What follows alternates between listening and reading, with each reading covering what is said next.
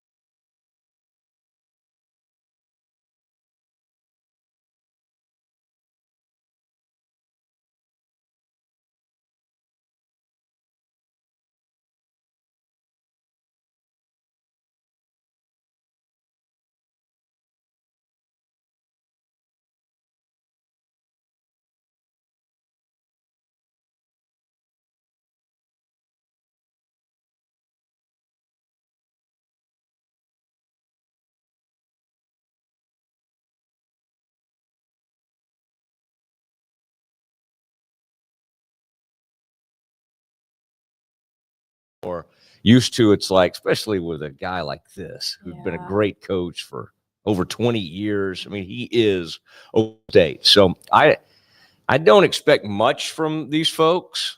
I mean, if you've watched any tape, if you have access to any Oklahoma State, or if you've actually sat through a game, I feel horrible for you. Yeah. I mean, they are really, really bad. But unfortunately, Baylor has history of having to play teams in this state. And so it's going to be extremely important to throw the first punch today. And you cannot let a team this overmatched, you cannot let them get any confidence or feel good about themselves. And that's really all their interim coach. And I've known Doug Meacham for a lot of years. He's got really good hair.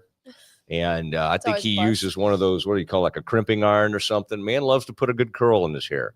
And frizz, what do you do? Like, they're like a frizz control or something. Yeah, he uses diffuser some of that or something like that.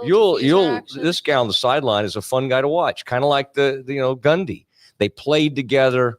This is the scary part to me, is because the Bears have been down this road before, and Meacham is to Gundy what Jerry Kill was to Gary Patterson. They were extremely close.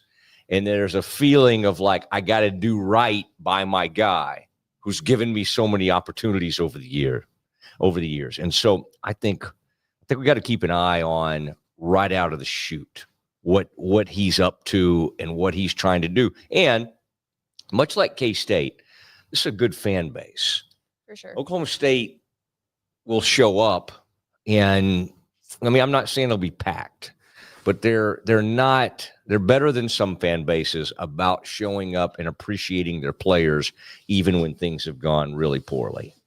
No, I agree. I think this is one of those games of having your coach fired midweek not midweek, Tuesday is not a great fire starter for these guys, especially the way the season's been trending. But I don't want to disrespect OSU in any way. But for Baylor, I feel like this is a game that you have to look at them as a Samford opponent of, okay, let's dig our heels in. Like, let's really lock in. Let's do our job, because they lost their head coach this week, haven't been performing well, lost their starting quarterback at the beginning early of the season. Hopefully he comes back soon. But for Baylor to continue to make an impact and to turn this around, I know it's not very kind, but to be so realistic of, okay, if I'm a Baylor football player, what am I thinking? That's my mentality of going into this game of, hey, we need to take care of business, do our job. We also have not been playing well, haven't been trending the way we want to trend. Let's really use this game to try to flip that script against a Big 12 opponent. And I think Scotty would like to go ahead and make the hire here of Gundy, like right away. Like I think he's mad that Gundy's not here. Let's call him. Let's give him a call in Waco. Listen, that's a man who can help any offense in America. I mean, the guy is just an offensive genius. Here's the deal. There's two sides to this game, right? There's the talent deficit.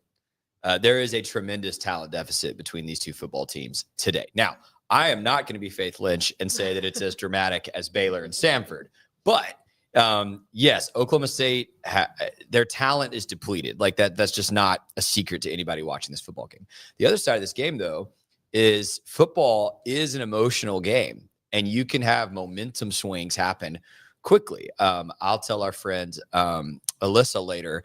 The only game I've been to in Stillwater was in 2013. Baylor was ranked number 3 in the country, vying for a spot in the BCS National Championship game. And Bryce Petty trips on the 5-yard line. The next play, Shock Linwood coughs up the football. Oklahoma State runs it back 99 yards for a touchdown. That happened in the first quarter. That game was over right there because the crowd was in it, the team was in it, and Baylor watched that happen, and Baylor was out of it. So as Matt pointed out, it is important for Baylor today to come out swinging first, get the first punch in, throw some haymakers around. I want to see Sawyer Robertson throw a deep ball. I don't know how we didn't call one deep ball shot against Arizona State, right? Get a shot in, because if you let Oklahoma State get a couple of emotional haymakers in early, and that crowd will show up. I think that stadium will be close to full because that fan base and that student body is awesome at showing up for football. And I hate their paddles. I mean, we've got one here on set, actually. You had that. I'm sure you were exposed to that evening. Kind of. Oh, is that the Pokes paddle or whatever? And I don't know who would have started that. Who started the cowbell thing? Who started like letting people just slam their paddles into the stands? It's extremely annoying. You hear that little Loranda thing I'm doing? Every once in a while, I mean, the man has had an impact on me. I did call for his firing at one point. Oh my gosh. But I like when he does. No, that's Scotty. Scotty's like, get Gundy in here immediately. That's a false narrative. I do think Gundy, like this offseason, needs to be in here as a consultant if he would do it. But no, Dave does this one thing. It's kind of like that. And it's. Can you stop doing that to the microphone, please? No, I'm going to be doing it. In fact, the director today, Grant, loves it. If he put that sandwich down over there, really focus on things, he'd know that's really a good. That's going to have a good impact on the show. Is me doing Aranda-like things and maybe even whispering a little bit. That's good, Matt. That's good. Yeah. Well, when we come back, we're going to take a quick break. Mosley's Mind will be next up on our slate for today. So take a quick break and make sure you stay with us for Mosley's Mind. Falconberry Construction is now Gather & Co. Kitchen and Bath. Check out gathercoremodeling.com. Thanks so much for sponsoring Green and Gold Game Day. At Hellberg, we've received accolades for our barbecue, but my real passion is in cultivating world-class culinary experiences that bring people together. We would love to cater your next event. You receive a fully personalized experience complete with a custom menu that's sure to impress your guests. And even though we're known for our barbecue, it goes way beyond that. We've done everything from box lunches to grilled oysters and whole roasted pigs. Basically, if you can dream it, we can do it. This is at the heart of what we do. This is Hellberg. At Camp Info Waco, we believe fun is more fun outside. We also believe fun is more fun in the pool, by the water park, at your RV, in a cabin, and with the friends and family you love the most. So grab a drink, take a ride, and stay a while. We think you'll discover that fun is more fun outside, too. I mean, yeah, a new coach comes in, they're going to churn the roster. I think that's just we've got all these transfer portal stats and what Dion did and what Fritz has done. I mean, that's the deal, man. That's the game that's being played nowadays. Maybe a little bit unknown at quarterback. I mean, unknown to the rest of the world, but, you know, he dove into the portal and got a guy who is super, super athletic. South Dakota State's really good. Give us a little bit of breakdown about what they can do and what Oklahoma State needs to be worried about. Look at that form right there. I need to say nothing else about this because I found one. When Central National Bank decided to partner with Baylor women's basketball, we didn't know exactly what that partnership would look like. What brings you into the bank today? For the last couple of months, I've been noticing a charge on my account, and I would like to block it. I see. So you have a charge, Yes? and you'd like to block it? Yes. I think you should take the charge. What? Yeah, I definitely think you should take the charge. I don't think you understand. Sometimes you just have to take one for the team. Is there a manager available? We love that Coach Collin is all about the team. Once we get the vocabulary down, the sky's the limit. Central National Bank, proud partner of Baylor Athletics and Baylor women's basketball. I have Mac Rhodes, director of Baylor Athletics, on the phone. Mac, can you tell Peggy why she should take the charge? Of course she should take the charge. Wait, are you at the bank again? And who is Peggy? I'm Cole Posey, and I'm a third-generation Baylor Bear. During my time playing baseball at Baylor, I started a hat company called Hondo, which started as meek and humble beginnings, has quickly grown into something more. Over 40,000 hats sold, and in over 100 retail locations nationwide. I love vintage Western hats, but couldn't stand the condition they came in, so I decided to make my own. Vintage style, but with modern aesthetics. Thank you so much for making my dream come true and for enabling what was once a dream to become a reality. God bless.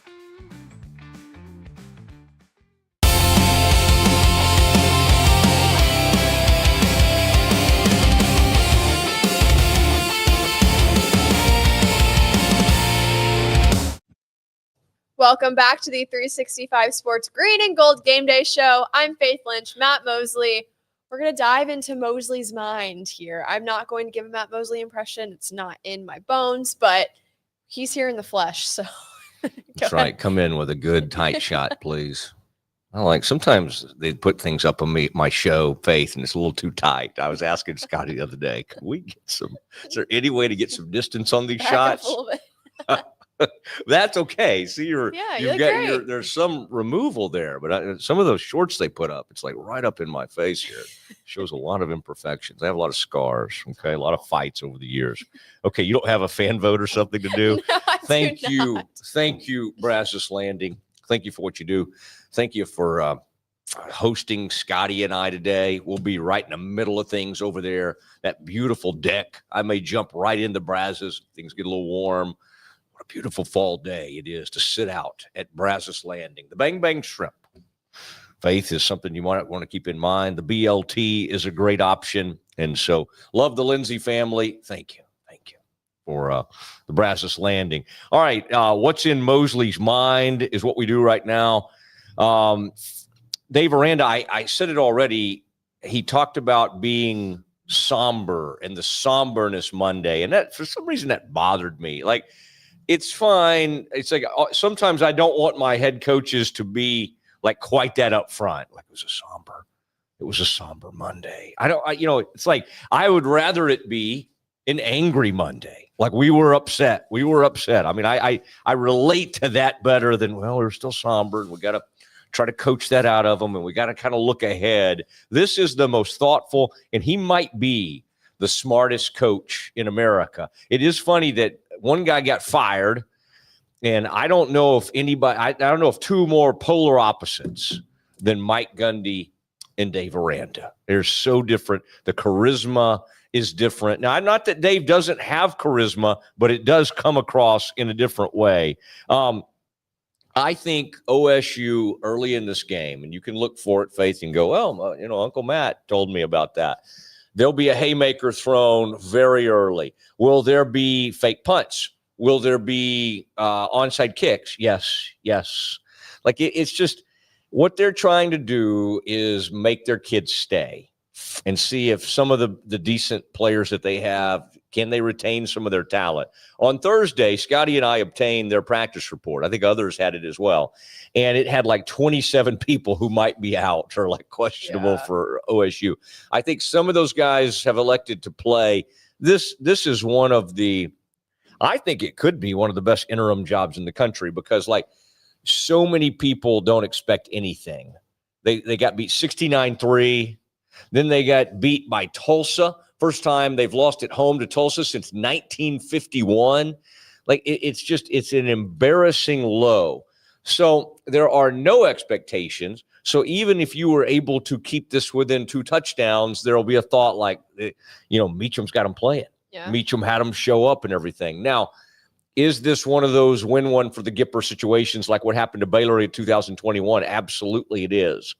He stopped by the other day to talk to his players. They let Gundy stop by. Yeah, and he got profane. There's language that can't be used on the Green and Gold game day, but he said, go out and get after Baylor's rears. And he said it in a little more colorful manner than that, but that's going to be interesting to watch how their demeanor is. And can Baylor match that intensity or even come out with more intensity? So look for that early in the game. And then the other key, this is what's on my mind today, Faith, and I want you to respond to this if you so choose.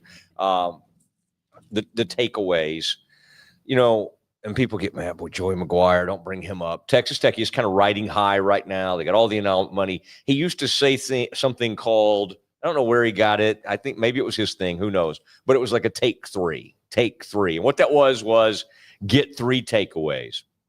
And I think that's very important. I think they're going to win the game, honestly, no matter how many takeaways they have today.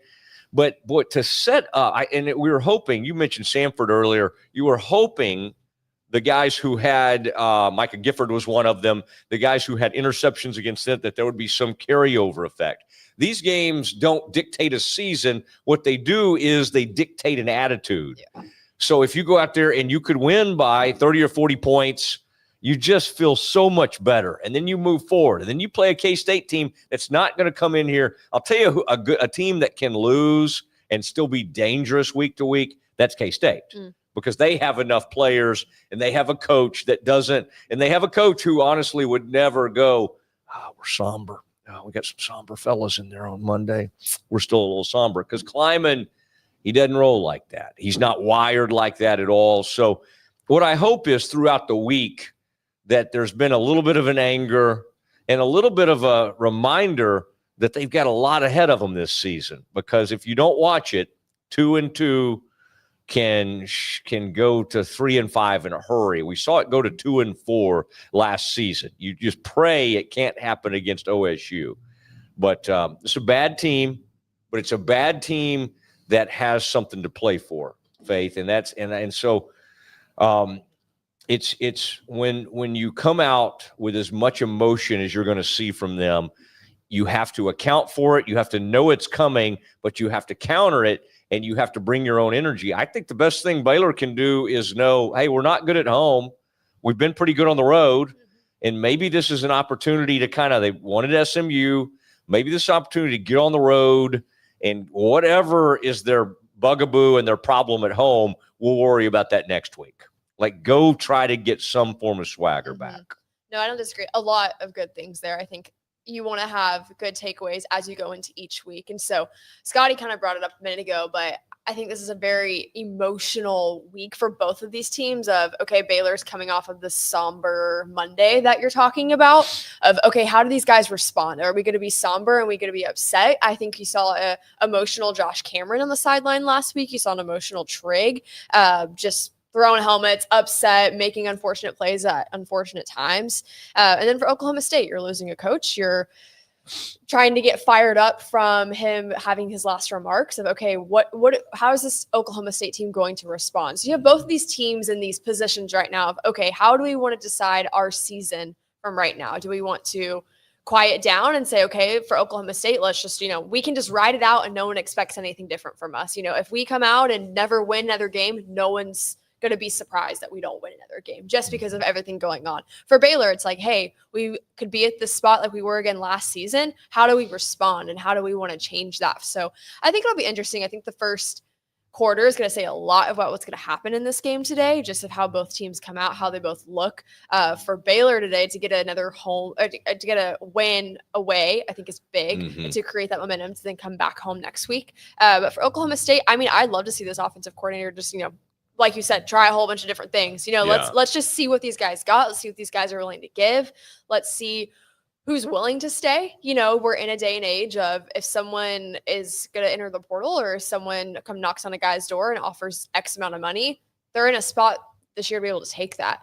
So it'll be interesting to see what the turnover for Oklahoma State, I think, after this game looks like too, with this new portal window as well. Yeah, exactly. And what if they could build on, for Baylor, that there were parts of that game where it was a decent defensive performance. Absolutely. And the quarterback, Sawyer, talked about that. We didn't take advantage of that, and he felt like he was inspired by them, and they let them down. Now, they kicked it in. It was just a little too late. They had the great touchdown drives late. You know what they're capable of. I thought Dave came pretty close to calling out his best players. And what he was saying is our receivers, obviously Trigg had a good game, but I think he was saying his top receivers, including Cameron, who's a great leader on this team, did not get separation and did not make the plays they needed to. Yeah. Bryson Washington made a huge play late in the game, running back and got loose, and I think that was good. They're going to have to find – I just think this is a game where you score in various ways. If it's about the running game today, great. Get the offensive line. This is where you remind yourself, we might be pretty good. We may be a pretty good team. And so the defense really needs to build on it. The worst result is losing, and then we'll be talking about firings, and it will be a lot of horrible stuff. The next worst is – giving up 24 to 28 points to a team that has had no offensive success.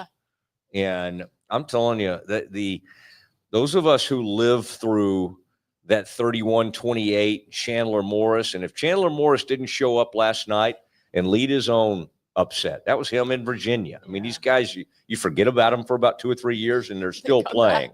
That's why, like, when Scotty and I get in a conversation about who has eligibility left, my answer is always like, I promise he does. If he needs it, he'll go to court. And he can find like a 7th or 8th year. Yeah. So what Oklahoma State desperately needed and what Gundy needed was to not have that injury to their starting quarterback. And that Hoss Haney played at Aledo, won a couple of state titles. I know his family well. The fastest quarterback in the country. Interesting. He is, and but he's not too fast right now because he's got the foot injury, had to have surgery, and so when asked, they said he would be back in a few weeks. That doesn't do him any good today. Yeah, but that's going to be it's going to be a weird atmosphere because I don't know if it's a celebration of Gundy. It's a breath of fresh air. We got a new start because it's like the end of the Tom Landry era. The same people with the Cowboys, the same people were like, fire him. I mean, this is horrible. We hate this losing. When they fired him, there was this outpouring of grief and hatred toward Jerry Jones. Like, I think this AD at Oklahoma State, who's been kind of ineffective and didn't even have a contract, and then I think privately they had to give him an extension perhaps. And we still don't know exactly if that's happened, but they had to send a guy up there to talk, and he really didn't have that many great answers.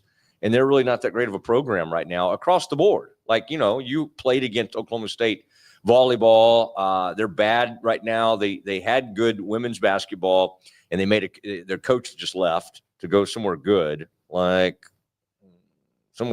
Arizona. I think she went to Arizona. They're not good at men's basketball. They've bottomed out in football. And I always find that interesting that their reaction to that would be, but we are going to extend our AD. It's like, really? You're not doing well at really anything right now. Yeah. Can you think of something? What are they good at doing? They don't have a volleyball team. So Oklahoma State was off of my radar forever.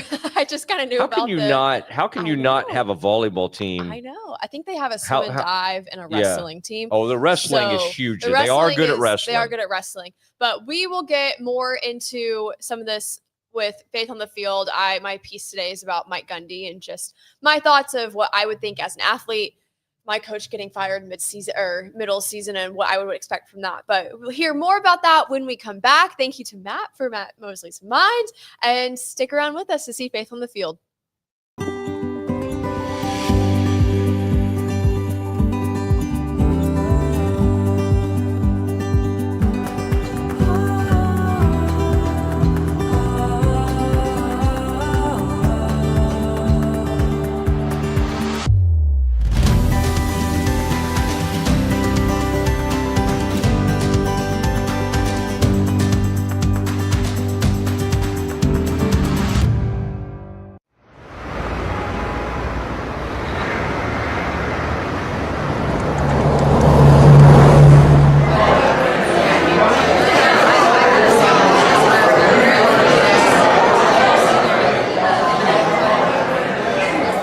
Everyone, hello. Guys, welcome back to Dear Sports. I am so pumped to be back in the podcast world and filming season 2 of Dear Sports. On this podcast, you're going to find stories from former and current athletes about their journey through sports and the impact it has made in their life.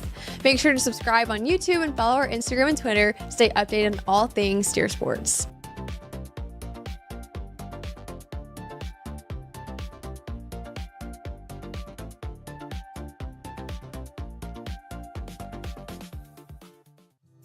At Hellberg, we've received accolades for our barbecue, but my real passion is in cultivating world-class culinary experiences that bring people together. We would love to cater your next event. You receive a fully personalized experience complete with a custom menu that's sure to impress your guests. And even though we're known for our barbecue, it goes way beyond that. We've done everything from box lunches to grilled oysters and whole roasted pigs. Basically, if you can dream it, we can do it. This is at the heart of what we do. This is Hellberg. 365 Sports Green and Gold Game Day is made possible in part by Ascension Providence here in Waco. At GameFinfo Waco, we believe fun is more fun outside. We also believe fun is more fun in the pool, by the water park, at your RV, in a cabin, and with the friends and family you love the most. So grab a drink, take a ride, and stay a while. We think you'll discover that fun is more fun outside, too.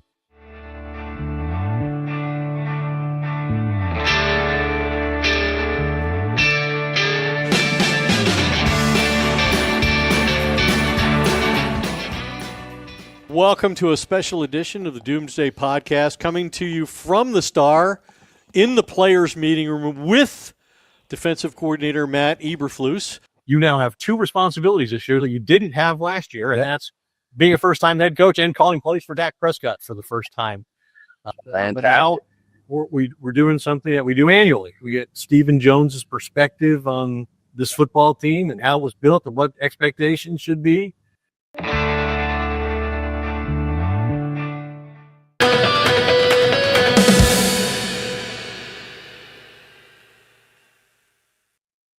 Welcome back to the 365 Sports Green and Gold Game Day Show. I'm Faith Lynch, Scotty Swingler, Matt Mosley, Jackson Posey just arrived. He will be on set shortly. We're going to get into Faith on the Field, but want to thank Hondo Hat Company, my guy Cole Posey, for sponsoring us and believing in us. He has some sick hats that we have.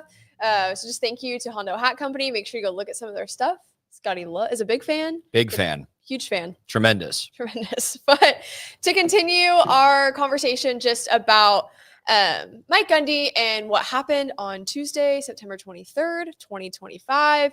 Mike Gundy was fired after 21 seasons at Oklahoma State. They gave him the boot, which just kind of breaks my heart, to be honest, to be a quarterback there, to have coached there. He coached at Baylor in 96. He was at Baylor for 1 year, which is kind of a fun tie into what's going on this weekend. I don't know. I feel like college athletics is moving into an era of no more OG college athletics, Big 12. Like when I think of the Big 12 and I think Oklahoma State, I think of Mike Gundy, visor, mullet, going nuts in the sideline. Like when I think of Oklahoma State, I see Mike Gundy in my head. And so you're seeing a lot of these guys like Bill Snyder, Bob Stoops. Like there's no more OG Big 12 guys anymore. So that just, my heart kind of breaks for that. I think a lot of fans are excited that Gundy is gone because they want to see an automatic change. Personally, as a former athlete, I don't know if I'd want my coach to be gone 3, 4, or 5 weeks into the season, regardless of if we're winning, if we're losing. I think it just creates a lot of turmoil, a lot of, okay, what's going on at the AD level, what's going on internally in our program. The offensive coordinator stepping up in that position, I think, is helpful just to provide some consistency. But I don't know what change this is going to bring immediately. Mike Gundy was not a guy, I think, that truly bought into the NIL, into that way of college athletics and college football of where it's trending. And so I think that presented a problem. To me, I don't really see logistically of, okay, let's go buy this guy out for $15 million. And then hopefully that will solve our NIL rev share problem that we're donors and maybe fans are upset about that we're not buying into. I think it kind of puts you back at a deficit. I don't know. Maybe now these donors are ready to get involved because they've made a change and Gundy's gone. I just think it's really sad of both of his sons have posted on Instagram of these long captions of just how much they're thankful for him and his time and what the university means to them. And so it's just I guess somber can be our word of the day. Just a somber, sad time. I saw a tweet from Brett McMurphy. Since 1986, Mike Gundy has been Oklahoma State quarterback, assistant, or head coach for 410 of the Cowboys' 466 games. Today versus Baylor will be the first time in 309 consecutive games Gundy will not be on the OSU sideline. To me, that just like snaps my heart in half. I love tradition. I love OG college athletics, and that is Mike Gundy. So to see him go just so quickly and swiftly, I think breaks my heart. There's been rumors. I know Barstool kind of talked about a little bit of, I think he was offered to retire, then said no. And so they said, okay, we're going to fire you. So I don't know how all that played out. I tried to find a source, but Barstool talked about it a little bit on their podcast this week. I don't know. My heart breaks for these guys. I think it's sad. I don't think he really did anything wrong. I mean, people so easily forget in 2021, he was in the Big 12 championship game. Well, and they bounced back in 2023. He was in it too, right? Yeah. But you got beat by Tulsa at home, and it hadn't happened since 1951. And you just let the thing just bottom out. And so, yeah, they had to have a change. I'm with you. I hate it because we need characters, and I don't want the only character to be Lane Kiffin. And the only one left that we do stuff with and talk about. Mike Leach was a huge loss for college football, and Gundy was kind of in that realm, and he was even in that sort of family of air raid, and they're all sort of together. And so he's young enough. He'll tell you his age. He did it. In fact, we just celebrated the anniversary of that just the other day, and he gets fired. The "I'm a man, I'm 40" speech, and he gets fired the day after that. Now, what he said is true, though, because you worry more about like all the assistants and all the staff that you've put together and all those families and everybody that's moved to Stillwater and put their lives, because they're not getting a buyout of $15 million. He's going to be fine. But I mean, as we've seen with the former Baylor coach, he got a huge money on his way out and retires to Marble Falls, and I would imagine because of his inability to coach anymore is just miserable. Now Gundy won't be under that same rules, and so he'll be able to come back out somewhere. So I hate it. I noticed, Scotty, that when Faith talked about the OGs, who she didn't mention? Gary Patterson. He was on there, but listen, one of the true OGs. I'm ancient, so I graduated 10 and a half years ago. When I started at Baylor, TCU and Gary Patterson were not in the conference. They were an out-of-conference opponent. Texas A&M was still in the conference. Oh, wow. But you know who was a stalwart in the conference even my freshman year? Mike Gundy. Yeah. and Oklahoma State. I mean, truly, when I started that freshman year, the two opposing coaches I always had the highest respect for, just as a student who was very involved, were Bill Snyder, for obvious reasons, and Mike Gundy. So to your point, Faith, very much feels like one of the old guard, if you want to use that phrase, maybe the godfather of the current Big 12 coaches in some ways, right? Especially from his ability to say what he thinks and not care. Yeah, it's sad for the conference. It is, and I hope he finds his way back into coaching. Yeah, me too. His brother seems to think so, that he'll still be coaching, maybe even join him. That would be fun. But stick around with us. Thanks for listening to Faith on the Field. When we come back, the Big 12 wraparound is what we will be talking about next. So stay tuned.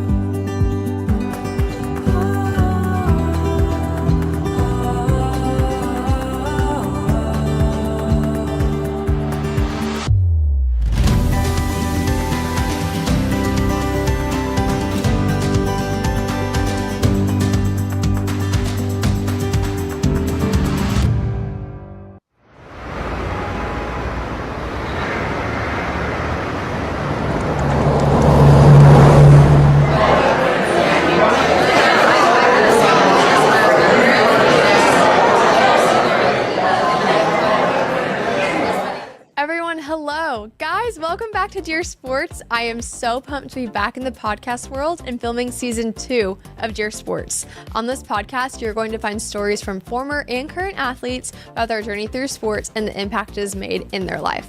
Make sure to subscribe on YouTube and follow our Instagram and Twitter to stay updated on all things Dear Sports.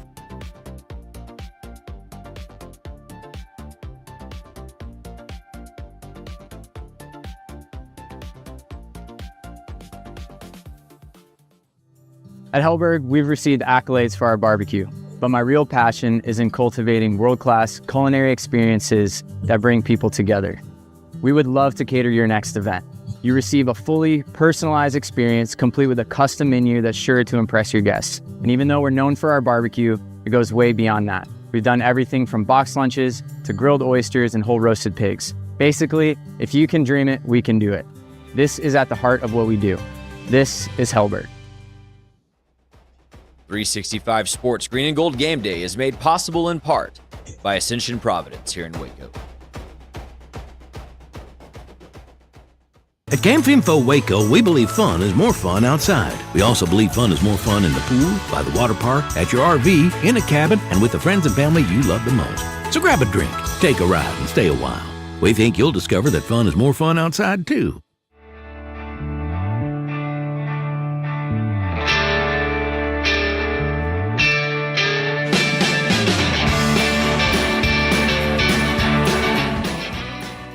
Welcome to a special edition of the Doomsday Podcast, coming to you from the Star in the players' meeting room with defensive coordinator Matt Eberflus. You now have two responsibilities this year that you didn't have last year, and that's being a first-time head coach and calling plays for Dak Prescott for the first time.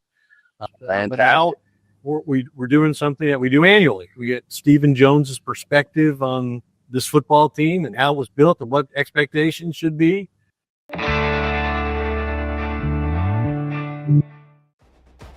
Falconberry Construction is now Gather & Co. Kitchen and Bath. Check out gathercoremodeling.com.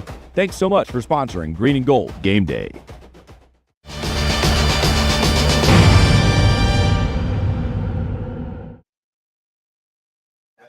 .365 Sports Green and Gold Game Day Show. I'm Faith Lynch.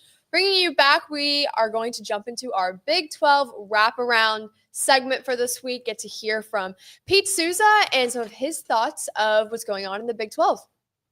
Big 12 fans, Pete Souza here, coming to you from Big 12 Studios, from the Rogue Media Network studios. A lot of college football this weekend, highlighted by a lot of great Big 12 football matchups. I want to talk about a couple of them as we get set to head into the weekend. Tomorrow night, huge one, Arizona State and TCU. When you look at TCU right now, they'll be on the road playing in Tempe, but they are one of the hottest teams in college football, in my opinion. And one of the reasons is that amazing passing game. Eric McAllister was on the receiving end of some of those Josh Hoover darts last weekend, and he could be again this weekend if Arizona State doesn't do two things. They've got to keep absolutely have to keep TCU's wide receivers in front of them, right? If you allow Eric McAllister to get behind the defense or even to catch the ball in space, tackling has been a problem for most of college football this season. It actually has not been for Arizona State, thanks to guys like Keshaun Elliott. And we'll have to see that on Friday night. Don't let a guy like Eric McAllister get behind coverage where you can allow for explosive plays that TCU has been making a living on all season long. And you really got to be careful about letting a guy like Eric McAllister catch the ball in front of you in space, right? And get one of those small, short completions and turning them into an explosive. On the other side, Sam Levitt almost feel like he's been lying in wait. Had a great game against Baylor when he had to make the plays he did, but we need to see a more start-to-finish approach for Arizona State, for Sam Levitt on Friday night, if you're going to believe that Arizona State can continue to ascend as a program under Kenny Dillingham.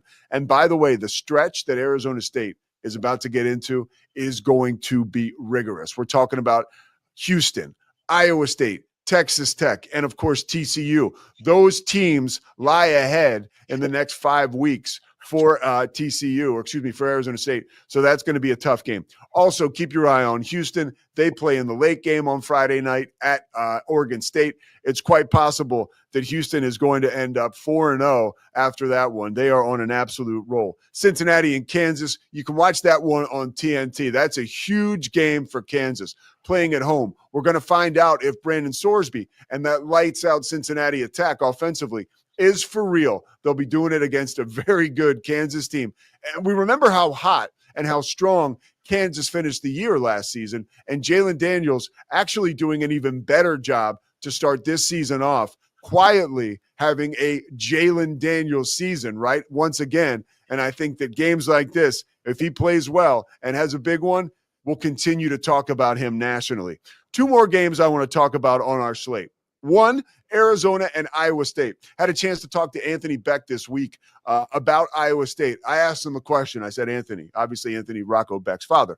I said, what do you think about Iowa State? Like their aspirations as a team, how far can they go? He said, Pete, they're not thinking about anything else but that game against Arizona.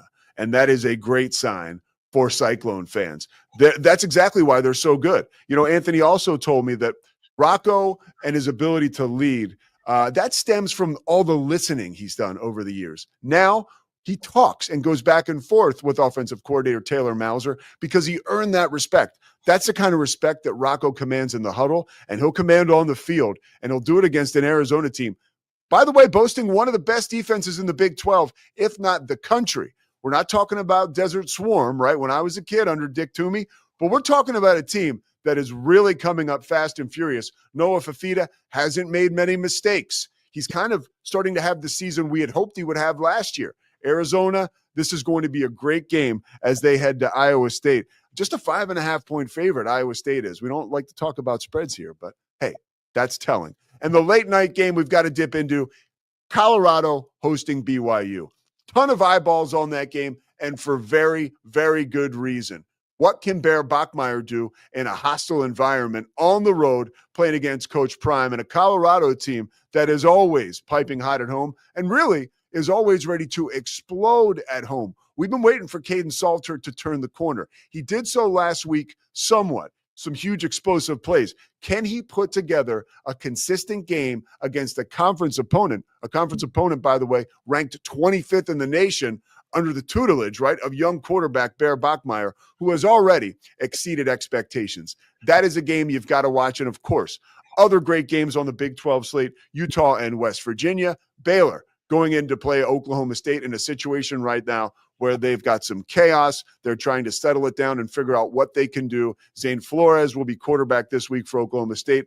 Word out of Stillwater is that Hoss Haney will be back in the coming weeks. But right now, it's a brand new organization or a brand new operation under interim coach Doug Meacham. What will they do against Baylor? And then Utah and West Virginia, another real good one to look out for. And don't forget about UCF Kansas State. Also, don't forget to watch Inside the 12. You can catch it in all your Big 12 markets. Catch it on True TV, the Big 12's YouTube page, and of course, on HBO Max. We'll see you next week. Thank you, Pete, for giving us a preview of the Big 12. Obviously, we got to see the TCU Arizona State game last night. Unfortunate if you're a TCU fan. like myself a little bit. Not TCU Oh, fan. you can't admit that on Not a TCU Baylor show. Fan. Not TCU fan. Josh Hoover fan. Odd.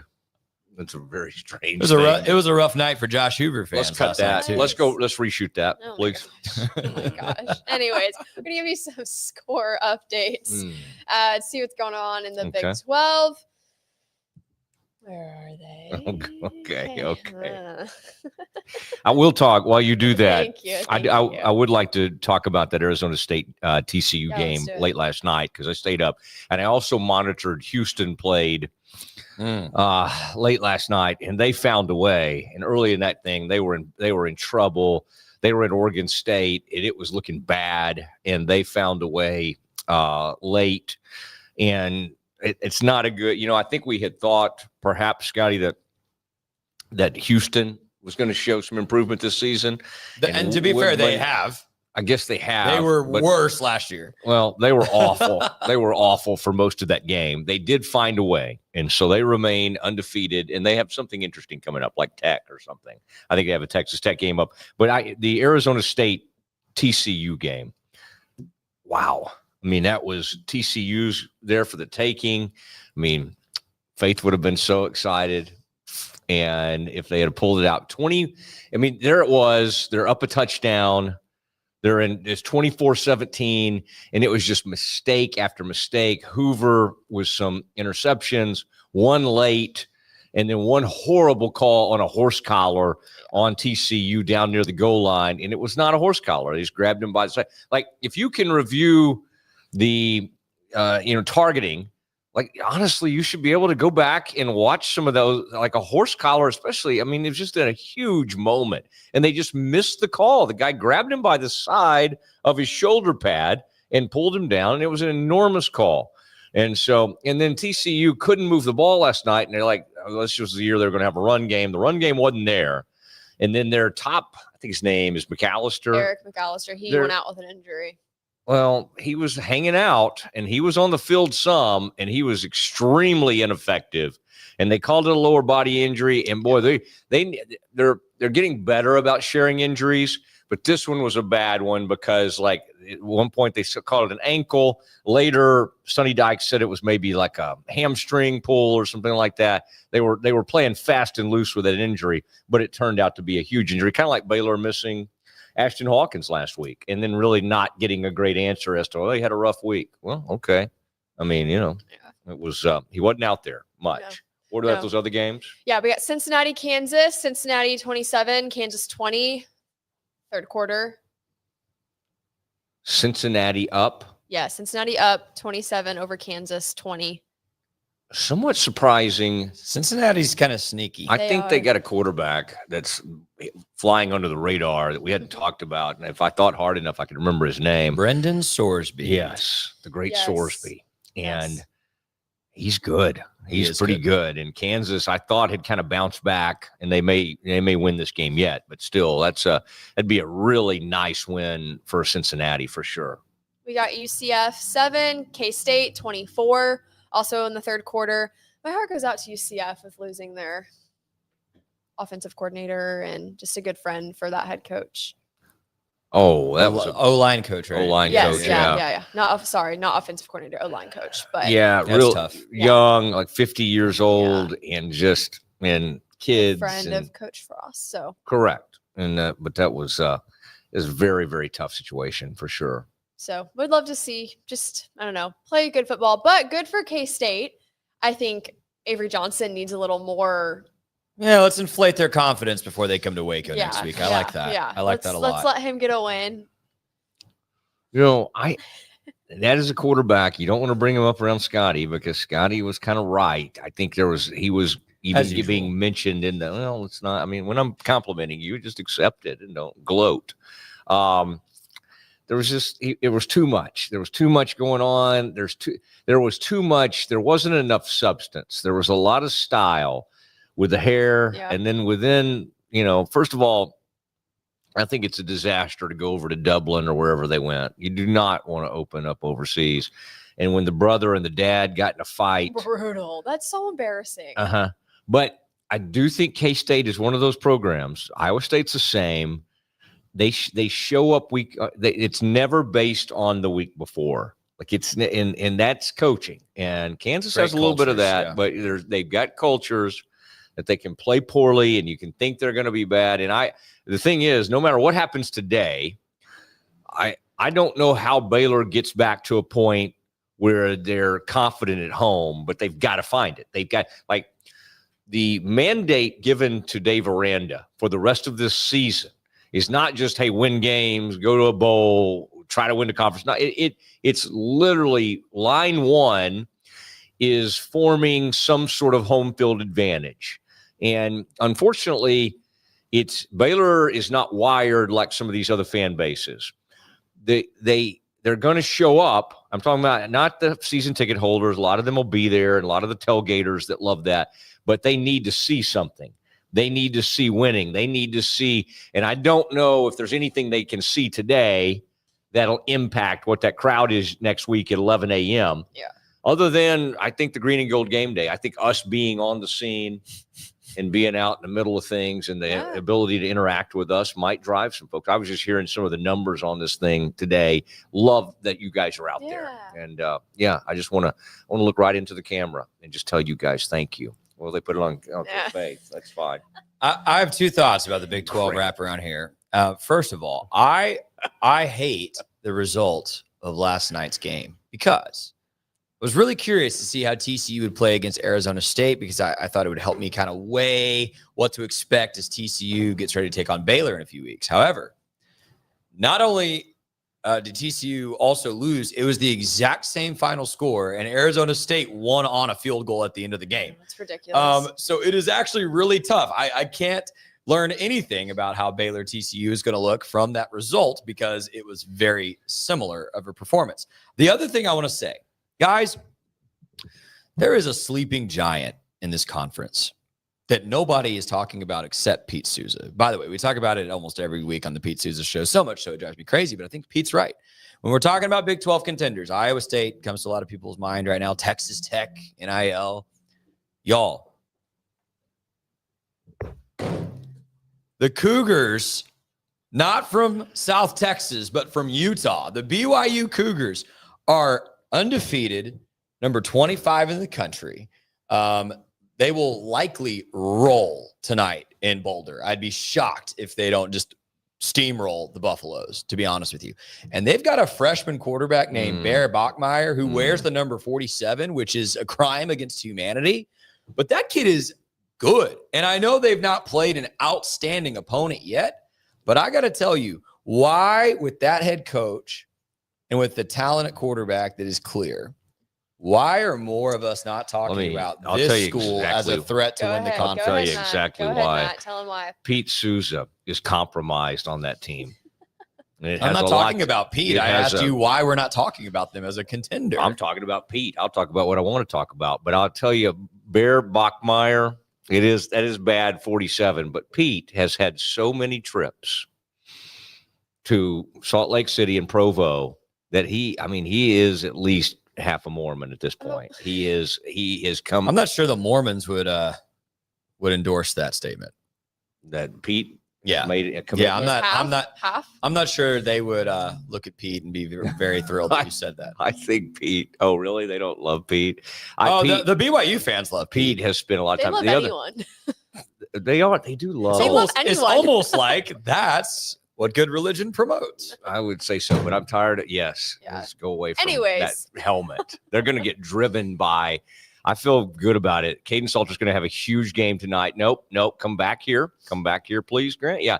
And this is straight up Colorado wins this game tonight. Okay. They avenge that loss in the Valero Alamo Bowl. Do you want to bet some Brazos Landing Bang Bang Shrimp on this? You guys owe me so much. You and Pete. I don't owe you anything. Pete, what Pete owes you has nothing to do with me. You've lost a bet as well. I can't remember what it was. We're going to take a break. We're going to go ahead, go to break. When we come back, we will be checking the results of our poll going into hour 2. Please stay with us and see you in a bit. At Hellberg, we've received accolades for our barbecue, but my real passion is in cultivating world-class culinary experiences that bring people together. We would love to cater your next event. You receive a fully personalized experience complete with a custom menu that's sure to impress your guests. And even though we're known for our barbecue, it goes way beyond that. We've done everything from box lunches to grilled oysters and whole roasted pigs. Basically, if you can dream it, we can do it. This is at the heart of what we do. This is Hellberg. At Camp Info Waco, we believe fun is more fun outside. We also believe fun is more fun in the pool, by the water park, at your RV, in a cabin, and with the friends and family you love the most. So grab a drink, take a ride, and stay a while. We think you'll discover that fun is more fun outside, too. I mean, yeah, a new coach comes in, they're going to churn the roster. I think that's just we've got all these transfer portal stats and what Dion did and what Fritz has done. I mean, that's the deal, man. That's the game that's being played nowadays. Maybe a little bit unknown at quarterback. I mean, unknown to the rest of the world, but he dove into the portal and got a guy who is super, super athletic. South Dakota State's really good. Give us a little bit of breakdown about what they can do and what Oklahoma State needs to be worried about. Look at that form right there. I need to say nothing else about this because I found one.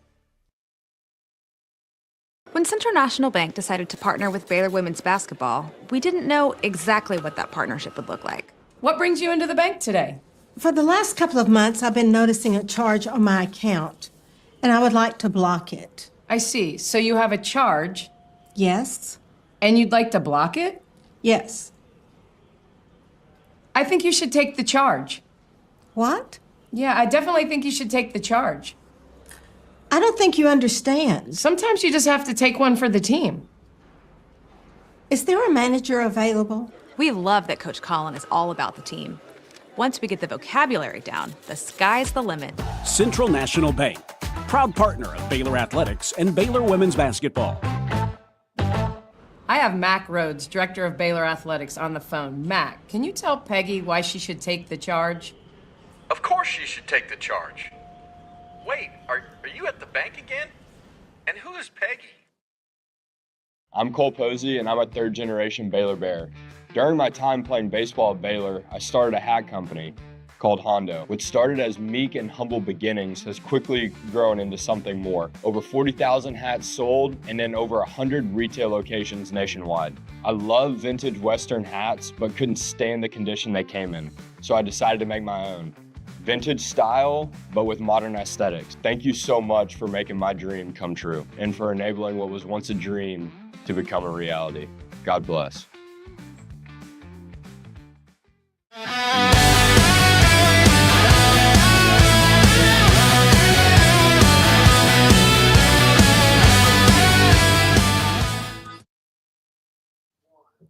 Welcome back to the 365 Sports Green and Gold Game Day Show. Faith Lynch, Matt Mosley, and Jackson Posey is now joining us. Yay, Jackson. So glad you're here. Thanks for joining us again. Absolutely. Happy to be back. Yeah, we're going to check the results of our first poll.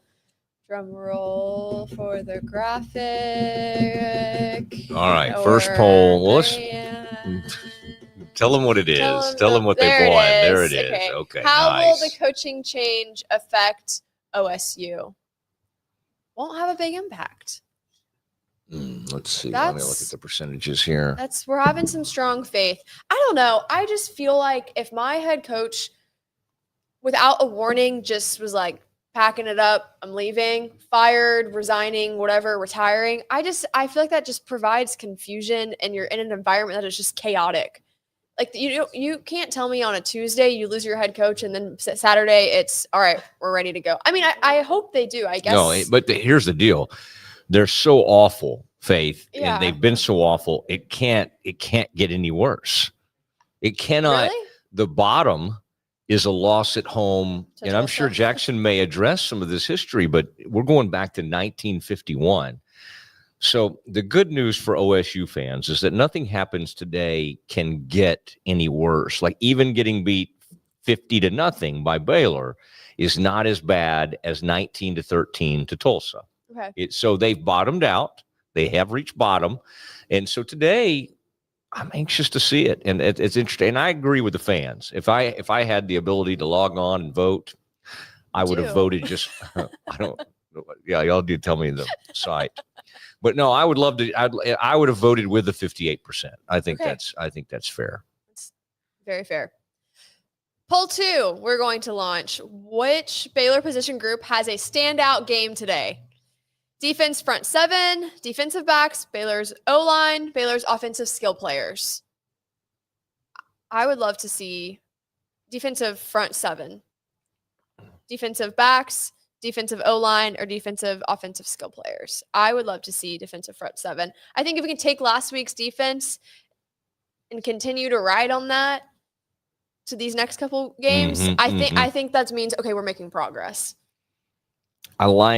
I think I would most like, just as just entertainment value for the skill players to just go off today. Yeah. And I think Dave Aranda Monday, Jackson heard this, I think he basically called them out and just said our stars weren't stars. Yeah. He didn't say those words, but that's what he was basically saying. We didn't make plays down the field. They weren't getting open. And they're arguably their best offensive player, maybe outside of Sawyer and maybe Bryson. But Josh Cameron made just 2 huge mistakes. At bad times. Yeah, just killed them. I mean, they almost won. I mean, that's what I keep forgetting, is that they almost overcame losing the turnover margin by 3. So it's not like I think you look at Arizona State and go, oh, they're way better than Baylor. But again, Arizona State could have cashed in on some of those touchdowns when Baylor kept them out of the deal. They've been so bad on defense this year that you're right. When they have an opportunity to do some things on defense, you have to capitalize and win that game, and they didn't do it. I agree. Jackson Posey is here in the studio with us. He's going to give us a little overview of the Oklahoma State versus Baylor, a hidden rivalry. Give us a little history lesson, Jackson. Yeah, so this goes all the way back to 1914. And as a lot of things were in 1914, things were a little bit different. Oklahoma State wins that game 60-0. And then the Bears kind of start hitting their groove a little bit, win the next 9, including 5 shutout victories. But one thing that people forget, Oklahoma State has a national championship. Do we know who gave Oklahoma State that championship? Because it was not the AP voters who unanimously gave it to Army in 1945. They could kind of recruit people a little bit differently because of World War II. There were 3 people on the panel. R.C. Slocum was one of them. Georgia head coach, that would be Vince Dooley, was on that panel. And Grant Taft was the 3rd member of the panel that gave Oklahoma State a national championship. But you're saying many years later, yes, they awarded them the 45 championship? Because obviously, RC was barely alive at the time, 1945. So all those years later, the panel, Grant, R.C. Slocum, and who else you say? Vince Dooley from Georgia. So 2016 Oklahoma State petitions, they say, hey, we know that Army was the undefeated, unanimous AP #1 team that year, and all 9 selectors picked them to be the national champions. But we feel a little bit left out. And so the then Oklahoma A&M College Aggies are now technically a 1945 champion. It's painted on their end zones, on the little wall behind the end zones. Let's look a little bit more specifically. And by the way, those coaches you mentioned, Vince would have already been like 85 by then. Grant was about 80 because he's in his 90s now. And RC was about 65. So they put a panel. I mean, Scotty and I talked about this, Jackson. I think it's time for Baylor to look into claiming more titles. And there's some stuff that happened in the 20s. What's going to stop you? I don't Might know. as well. Who Auburn claimed some new ones recently, didn't they? I think we decided that Baylor in 24 has a good claim to one. So I have good memories of that year. So yeah. So looking more specifically, 1983. This is a big year for Oklahoma A&M College, or I guess at that point it was Oklahoma State and Baylor. Baylor comes into this year with a really high-flying offense led by a guy named Gerald McNeil.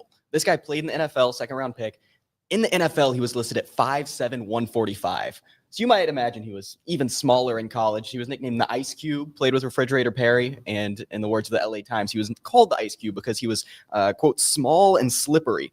And so that's kind of the guy leading the charge for Baylor. They've got another guy with 40-something catches. Nobody else on the roster has double-digit receptions. But it's one of the highest flying passing offenses in the nation. Scotty's BYU Cougars fell victim to them this year.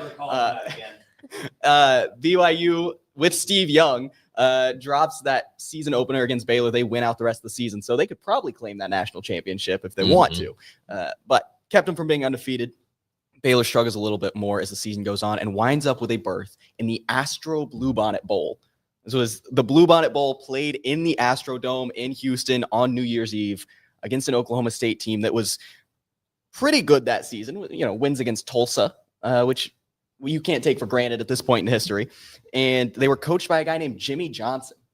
So not the first Cowboy, last Cowboy. Baylor lost that game. Baylor did lose that game. Yeah, and I was there. A young 10-year-old Mosley was in the stands at the Astrodome, the eighth wonder of the world. And that was my Christmas gift, was tickets to that Bluebonnet Bowl. And they used to have the greatest graphics, Jackson. You would have liked it. The old school, like 70s, 80s, and it would have like guns firing off, but it looked like light bright. And that's a dated reference as well. But yeah, the Astrodome, and then Baylor goes back to the Bluebonnet Bowl, by the way, in 1986 and wins, and I believe beats Colorado. But that Bluebonnet Bowl was played, I think, over at Rice Stadium instead of the Astrodome. So anyway, you're bringing back good man. And Gerald, I've had him on the show before. He's somehow tied in to the famous guy from Houston, Mattress Mac. In fact, Gerald does a lot of like his flyers and mailings and all that stuff. He's in that kind of business and printing or something along those lines. And he works with Mattress Mac in Houston. But the Ice Cube, Gerald McNeil, was incredible. And when you said he was like 145, he looked even smaller. And Jackson, like, there's no way you would look at him out of uniform and go, that guy is not going to survive a football game. And yet he was always the best player on the field. I mean, I'm 5'7", 135. He was, and I imagine he was probably around that size. Yeah, I would not want to send you out to battle today, even against a bad OSU team. I mean, we would not get you back. But the Cube was fearless. And he's out there playing with Refrigerator Perry for the Bears too. So probably some fantastic I don't know about that one because he played for the Browns for a long time. I don't remember his involvement with, but now Dennis Gentry, former great that played with him, did play for the Chicago Bears, as well as Mike Singletary. So anyway, not to fact check you, but way to go, Matt. Jackson will never come back on our show again. Jackson, the Bears Ice Cube. I don't have a memory of that, but I love the story. So that was the only time that Baylor had played against Oklahoma State in the postseason until 2021, when Jared McVay wins the race to the pylon, avenges that Astro Bluebonnet Bowl so many years later, and creates the most iconic play in Baylor history. And so those are the two times Baylor and Oklahoma State have played in the postseason after so many years. Oklahoma State for a long time was in the Missouri Valley Conference. That's when the national championship season comes from. They were playing against Drake and St. Louis. Yeah, St. Louis had some good teams back then. I mean, I thought they had a good offense and they were good in the trenches.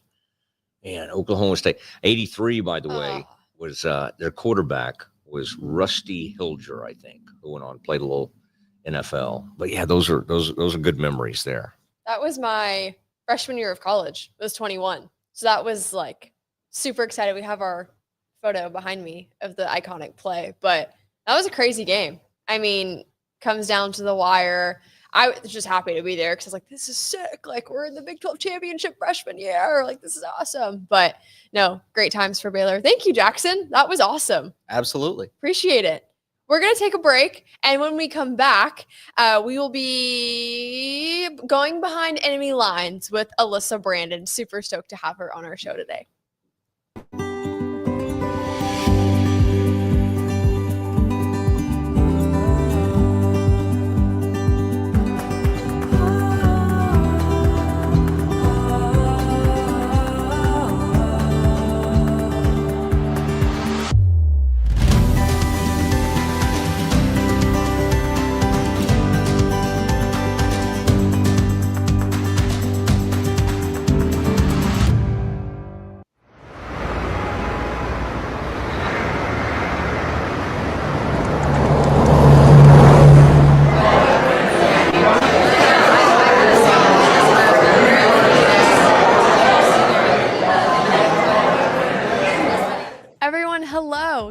Welcome back to Dear Sports. I am so pumped to be back in the podcast world and filming season 2 of Dear Sports. On this podcast, you're going to find stories from former and current athletes about their journey through sports and the impact it has made in their life. Make sure to subscribe on YouTube and follow our Instagram and Twitter to stay updated on all things Dear Sports.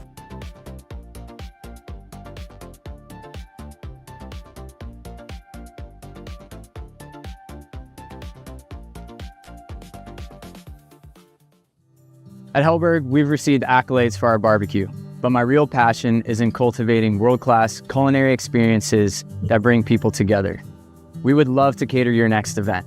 You receive a fully personalized experience complete with a custom menu that's sure to impress your guests. And even though we're known for our barbecue, it goes way beyond that. We've done everything from box lunches to grilled oysters and whole roasted pigs. Basically, if you can dream it, we can do it. This is at the heart of what we do. This is Hellberg. 365 Sports Green and Gold Game Day is made possible in part by Ascension Providence here in Waco. At Camp Info Waco, we believe fun is more fun outside. We also believe fun is more fun in the pool, by the water park, at your RV, in a cabin, and with the friends and family you love the most. So grab a drink, take a ride, and stay a while. We think you'll discover that fun is more fun outside, too.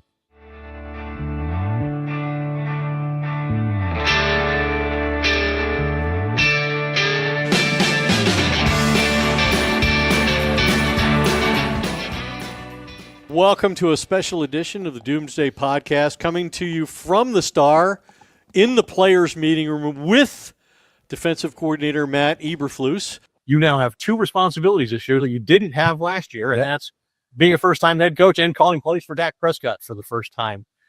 But now we're doing something that we do annually. We get Stephen Jones's perspective on this football team and how it was built and what expectations should be.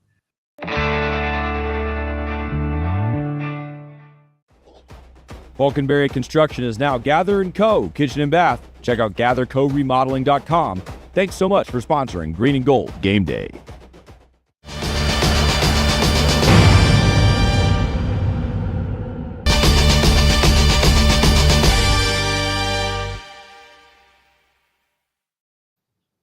Welcome back to Green and Gold Game Day. We are live from Waco this morning as we prepare for Baylor at Oklahoma State. I need to refute the allegations. I think BYU is very good. I am wearing blue today, ironically.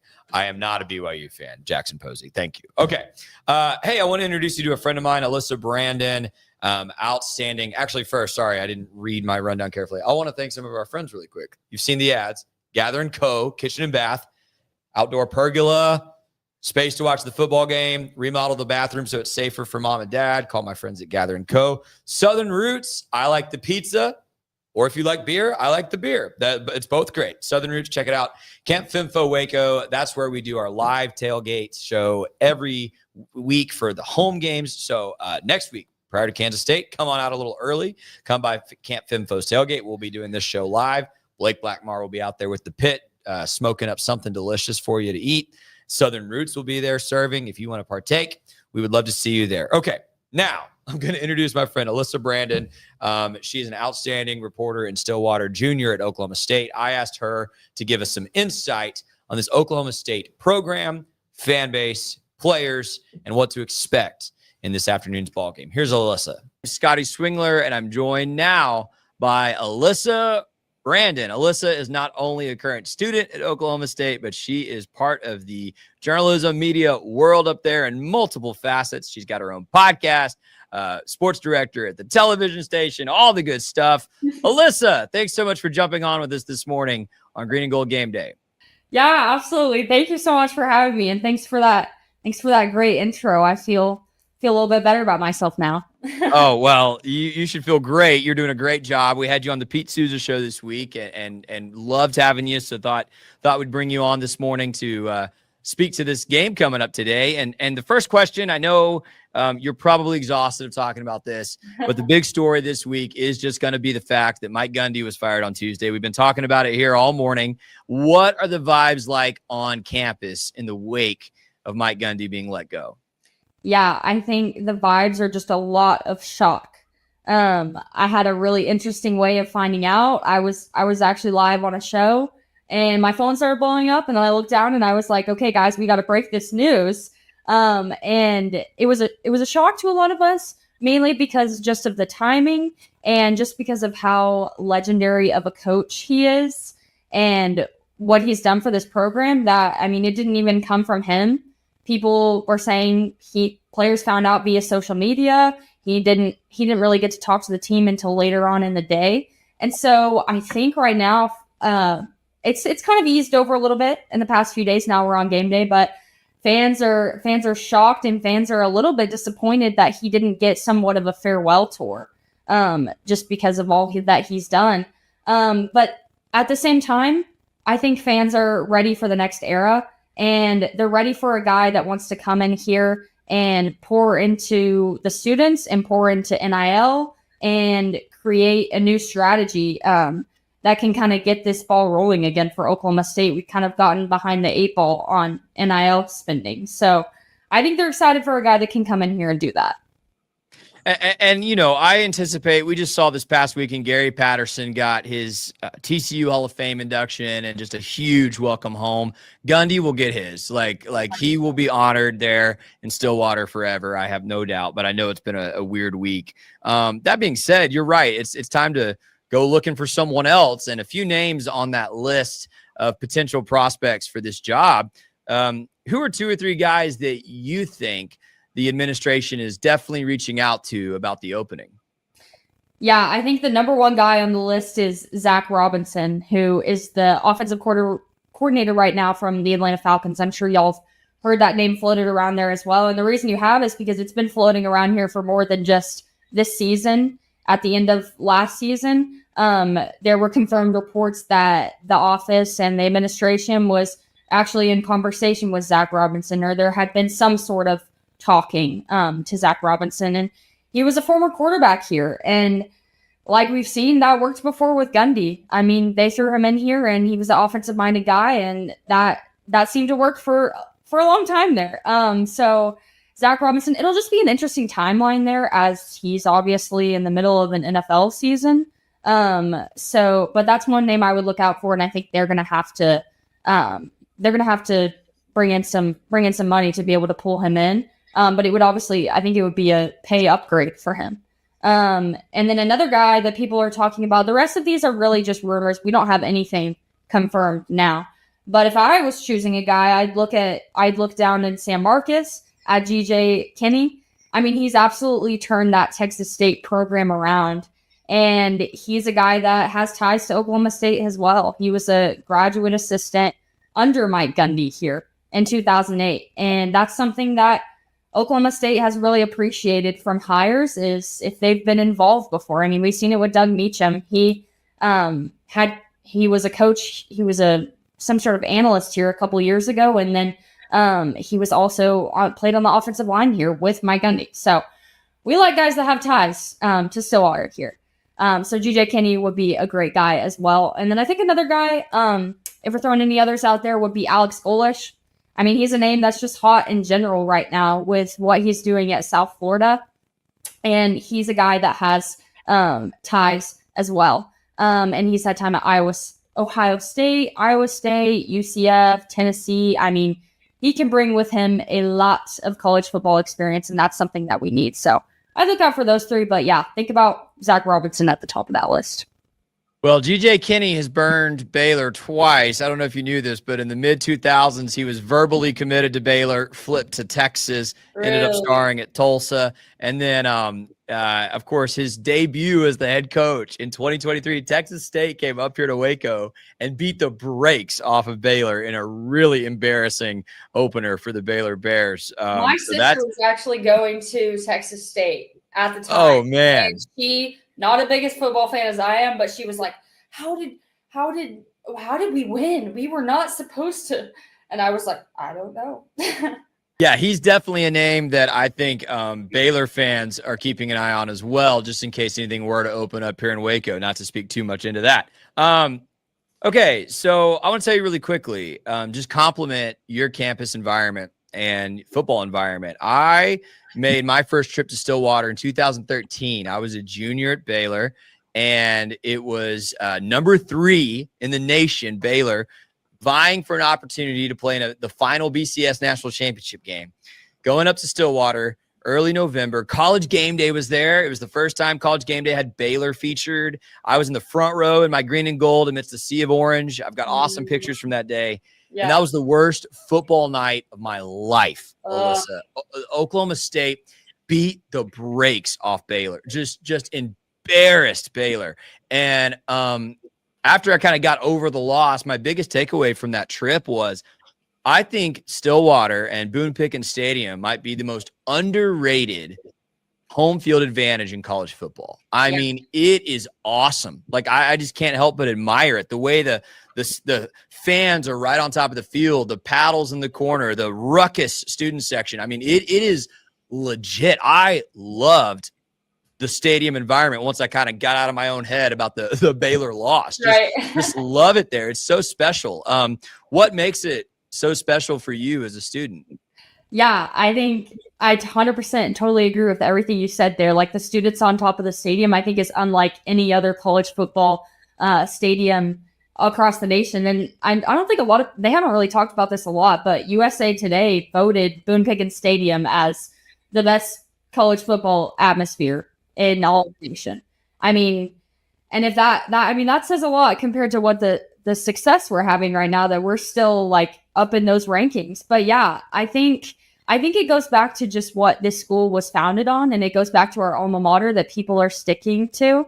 The loyal and true, baby. I mean, we're going to stick to that. I mean, everyone's going to stick to that 100%. And that's something that Mike Gundy has really enforced into everyone and just encouraged everyone with. But yeah, for the Tulsa game, I mean, people were I was looking on Twitter and everything. People were like, I don't think it's going to be a very packed stadium. I mean, coming off that 69-3 loss, it could see a lot of bare seats there. And it was actually quite the opposite. It was completely packed.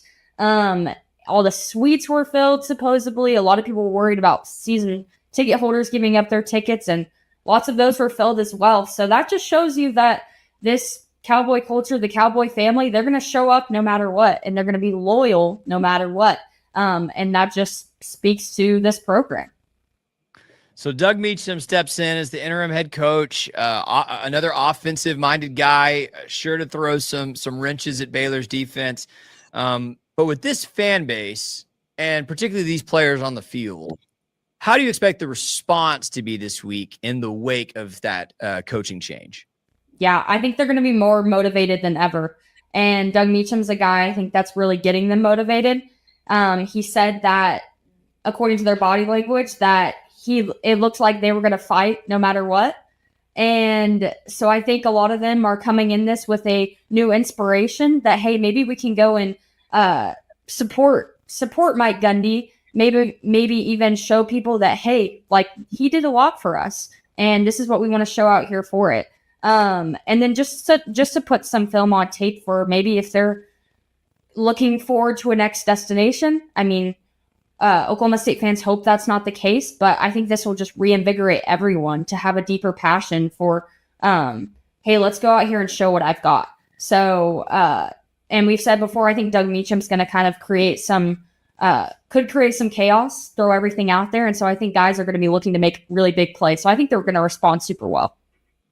It's a big game today, Alyssa. Not only Oklahoma State responding to this Mike Gundy news and change, but also Baylor kind of wanting to be at the front of the Big 12 conversation and dropping the opener to Arizona State in disappointing fashion. Two teams that are, I think, kind of hungry and desperate to get some validation today.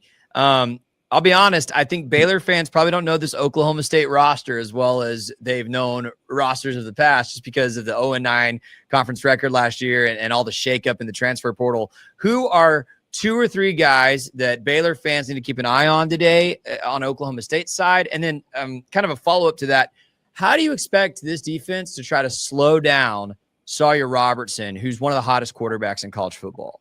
Yeah. Well, to your first question there, I mean, don't feel bad because I had no idea who any of these guys were going into the season. We had so many new additions, so I had to do some serious studying. But yeah, one guy I'd say look out for is running back Rodney Fields. He's a guy that's been with the program since last year. He took a redshirt last year, so he's a redshirt freshman. We had 5 guys that we thought coming into this year could be the starting running back, and there was no confirmation on who that would be. But Rodney Fields made his first start against Tulsa last week, and it was successful. He ran for 117 yards, which is the most he's had in a career. And he's a guy that's just a really, really big speed guy. Not your super physical goal line back, but he can make big plays for you. And he's also a guy that can catch balls out of the backfield. So I would look out for him for sure. And I think this offense is going to rely on him a lot. And then other than that, looking towards outside guys, I would say wide receiver Christian Fitzpatrick. He's a guy that a lot of Oklahoma State fans have had a lot of hope in. He came in with lots of hype. He had like a SportsCenter top 10 catch last year. We were all watching that and hoping that this could translate to the Oklahoma State season. He's not our leader in receiving right now. He has about 84 yards on the year. So haven't been able to find him a lot, but he's a guy that Gundy even said that they were going to try to get the ball to more. And then another guy that could break out on the receiving end is wide receiver Terrell Davis, who led all of Division I and Division II in receiving yards last year. It's about 1,600 yards. So clearly he can put in the work and just make those big plays. So he's leading us in receiving right now. So I look to him for Zane Flores to rely on him to get him the ball. And then, yeah, just kind of speaking to what you said there with Sawyer Robertson, this team has had, I think they've struggled to have guys emerge on the defensive side of the ball. New coordinator Todd Grantham, and then just a lot of new guys as well. But the only time they've really had success was that week 1 matchup versus UT Martin, and a guy named Wendell Gregory, defensive end kind of edge guy. He spent time at South Carolina last year. He had 3 sacks versus UT Martin alone.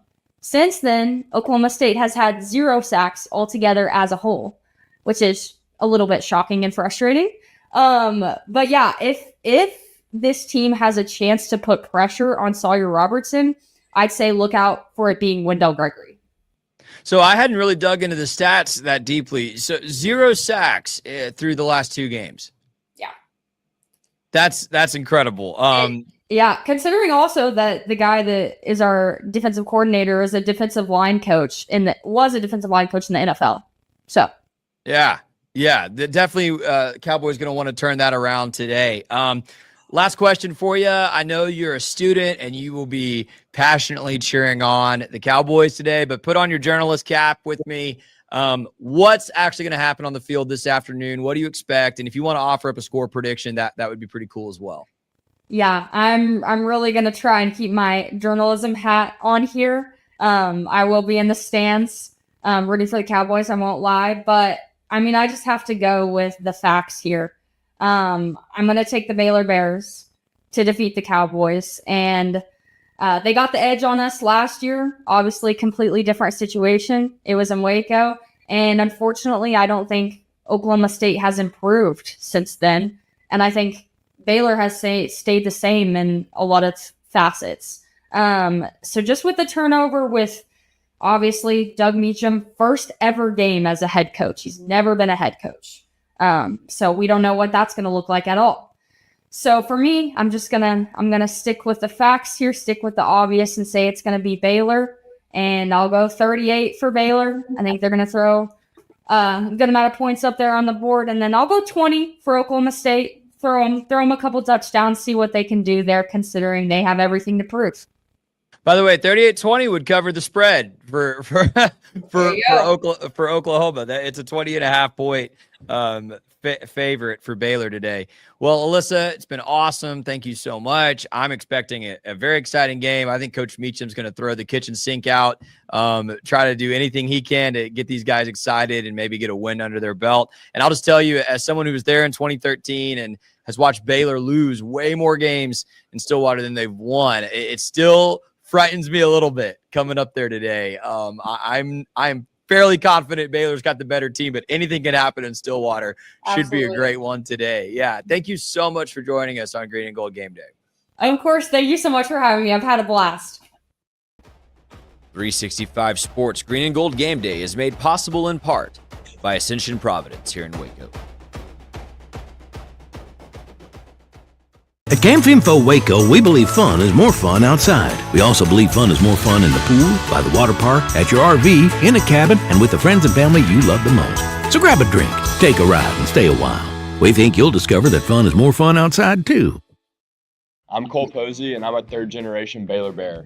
During my time playing baseball at Baylor, I started a hat company called Hondo. What started as meek and humble beginnings has quickly grown into something more. Over 40,000 hats sold and in over 100 retail locations nationwide. I love vintage Western hats, but couldn't stand the condition they came in, so I decided to make my own. Vintage style, but with modern aesthetics. Thank you so much for making my dream come true and for enabling what was once a dream to become a reality. God bless. I mean, yeah, a new coach comes in, they're going to turn the roster. I think that's just we've got all these transfer portal stats and what Dion did and what Fritz has done. I mean, that's the deal, man. That's the game that's being played nowadays. Maybe a little bit unknown at quarterback. I mean, unknown to the rest of the world, but he dove into the portal and got a guy who is super, super athletic. South Dakota State's really good. Give us a little bit of breakdown about what they can do and what Oklahoma State needs to be worried about. Look at that form right there. I need to say nothing else about this because I found one.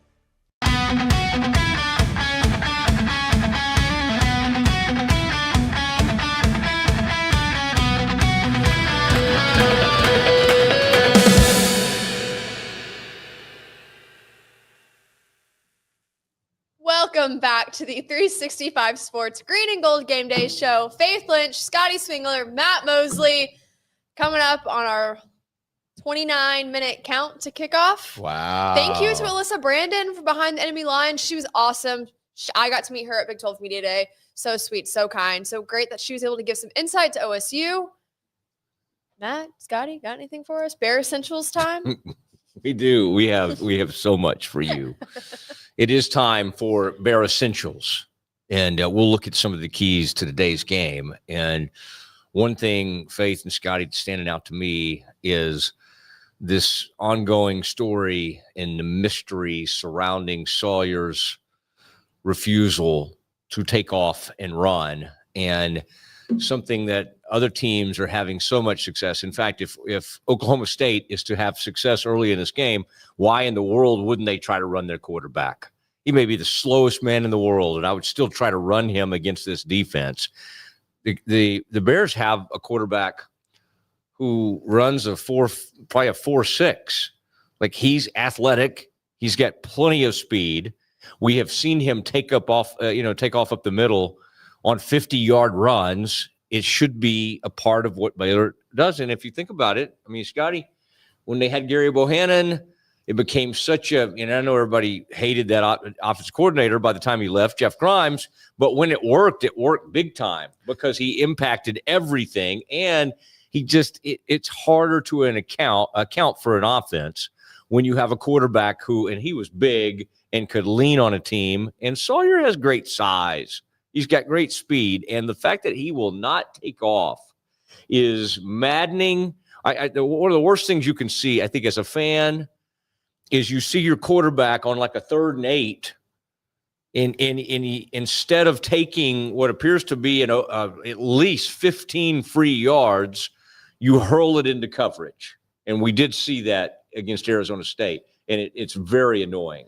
I mean, it's 2025. It's not 2005, right? In 2005, Vince Young was an anomaly. And by the way, Vince Young would have always been an anomaly because that's one of the best football players to ever play the game. But guys didn't run like that. If you think of every great Baylor quarterback since RG3, came to campus, his first season starting, it was 2008. Outside of Bryce Petty, who was the exception, every one of them has used their legs well. Every one of them. Charlie Brewer, when healthy, was electric on the ground, and he was not nearly as athletic as Sawyer Robertson is. Nick Florence put up a lot of rushing yards in 2012, and he wasn't nearly as athletic as Sawyer Robertson. Then, of course, you have guys like Griffin, Russell, Bohannon, who running the football was part of their identity as a quarterback. They were so good at it. Sawyer could be that. I think he's a better passer than he is a runner, Matt. But I am, it's not my business to get into why or who said or what's. Bottom line is what you just said. I think it's taking the easy plays that are there. And I think maybe that's how I would broaden that point to the entire team, right? I think one of the questions about Dave Aranda as a coach is, are his players thinking about what's happening so much? They're not reacting. It's not instinctive, right? That was something about some of Matt Rule's teams that you knew was happening. It was just reactive. And so if you're a quarterback at any point, and there's 5 yards, 10 yards to gain without any conflict, like take the yards, like take the yards. I almost want to look at Aranda, and I don't want to change how Baylor plays. I like that we go for it on 4th down, but against Arizona State, it would have made a difference. Hey, if you're inside the 15 and it's 4th down, take the 3 points. Like take what's in front of you. Against this Oklahoma State team, I know we're talking about Bear Essentials for today's game in particular. I'm with something that you said earlier. Force some turnovers. The difference in that Arizona State game when you lose by 3 is you forced no turnovers. You gave the ball up 3 times, not good. Your defense didn't get the ball back for you once, not good. I know that defense really stepped up in the red zone. But I would love against this Oklahoma State team with a quarterback who's not very experienced or scary, just to be honest with you, force some turnovers, make some plays on that defensive side of the ball. You know, that what you said, though, I wrote it down about the field goals thing. And I'm not someone like, please, let's score a bunch of field goals. No coach loves like settling for field goals, but they all do it from time to time, and they know it. And this coach has to be forced into it. Now, again, we hope this is a big enough blowout where it's not a huge factor. But I think this is essential for today and in moving forward. And he addressed this. I listened back to the Aranda, about 20 minutes that he does on Monday with the assembled media there. And there's usually something nice to eat there. Basically, he admitted Monday of like how much he hates field goals. And again, it's different than what most coaches, you don't want to have to settle for a field goal. But then what was the final score of that game the other night? It was 27-24. What was the final score of the game last night between TCU and Arizona State? It's 27-24. You think like a single field goal can't make a huge difference in a game? It absolutely can. And it's one thing if your offense that night is performing and you're on the move and you're in some kind of rhythm or whatever, but like there have been some, even in the red zone, some fourth or even inside the other team's 30, there have been some 4th down plays that just don't make sense. Like they're just not even and sometimes they don't seem like high percentage plays not at all. the time. Not at all. And I was trying to see what exactly he said. And his point was touchdowns and what they do for a team are so much more impactful than field goals. But again, why you think in the NFL, which is the top, of the whole business, you think they skip? I mean, it's just crazy. They take points so many times, and sometimes it gets a little maddening, and maybe it's almost too much that way. But boy, he has a disdain for it, even though. It'd be one thing here. I would have a better feeling about it if we were able to all go, you know what? They're horrible in the kicking game. Yeah. They've got a horrible kicker. Well, their kicker stepped up and made a 53-yarder. My guy, Connor Hawkins. Last week. So it's not like he can't make them. Yeah. So that is I think that's something moving forward, but he's not going to change. No, he's not. I think we're beating our heads against the wall to think that Dave Aranda is going to change his approach when it comes to 4th down or taking points or not taking points, because I think more than any other coach in the country, he leans heavily on his analytics staff and whatever the chart says. And I can't think of Joey used to be like it. I don't know if he's totally. I think he's backed off just a tad bit. Talk about the Texas Tech coach Joey McGuire. I don't know if anybody else in the country like is just. He's willing to he does not ever coach with his gut. And maybe there's analytical people that would love that and go, oh, good. We finally have a guy who doesn't trust his gut. But I think most of us actually like a coach who has a feel for the game and sometimes, doesn't just go with a chart. I think Coach Aranda wanting to go for it every single 4th down, like always going for it, I think maybe taps into that. I want to see a coach play with his gut. I want to see a coach go for it. I think he is a very analytical guy, though. I just in the way he talks and I think how he lives his life it's going to translate into how he wants to be perceived as a football coach. I think I don't know, getting more into like if I like Dave Aranda or not, but I think he has both of he wants to play with his gut and wants to trust his guys, but also have more of an analytical side to him. For me, I think for these keys to the game or Bear Essentials, I just want to see something consistent from our guys this week. I'd love to see defense be consistent. I think they did great last week. Let's move that over. Your stars are going to be stars this week. I think that's what it is. I think Josh Cameron is too hard on himself as an individual player to not have a great week this week. I love his mom on Twitter. She's always like, my kid had a rough week, but he learned this, this, and this. And she's my girl. Scotty always is tweeting back at her She's too. amazing. She is a partaker of the Please Bear With Me podcast. So I love Mama Cameron. Yeah, she's awesome. But I think your stars will be stars today. I'd love to see defense be consistent. Yeah, I mean, we've talked about it a lot, but this is an emotional game for Baylor. I would like to see them get some of their spark back, see a little bit of like what can roll over into this next week. I want to speak to that, and then I'm going to tag out and let Jackson Posey sit in my seat and finish. But before I do that, let me just give a key to that point. So much of my frustration as a fan with these first 4 weeks has been what appears to be a lack of fire, particularly early in football games. It seems as though I trust the talent on this team. Like I've been talking about the talent all summer. I think it's a wildly talented team. I trust, for the most part, Jake Spavital and Dave Aranda to call a good game schematically. I actually do. But it looks like there is a slowness or a overthinking or a lack of oomph at the start of football games. I don't know how else to say that. I don't know like another phrase to use other than fire or gumption or excitement. Like there seems, so I want to see Baylor, and we talked about this like in the last hour, come out and win this game early. Like I don't want to be waiting until the third quarter to feel really good about this football game and say, oh yeah, we got it. We've won the game. Like I want all these players to come out with a confidence from kick. Like play confident, play fast, play free, play your game. Like Baylor has a talent deficit. I talked to Alyssa about this, right? Baylor has a talent deficit over Oklahoma State this year that they've probably never had over Oklahoma State ever. At least not since I've been following Baylor football closely. The gap is big. Play like it. Come out, make that field. When I talked to Gary Bohannon about beating Ole Miss in the Sugar Bowl, he said, we came out and told them in the first quarter, this is our field. We don't care where we are or what the name on your jersey is. It's our field today.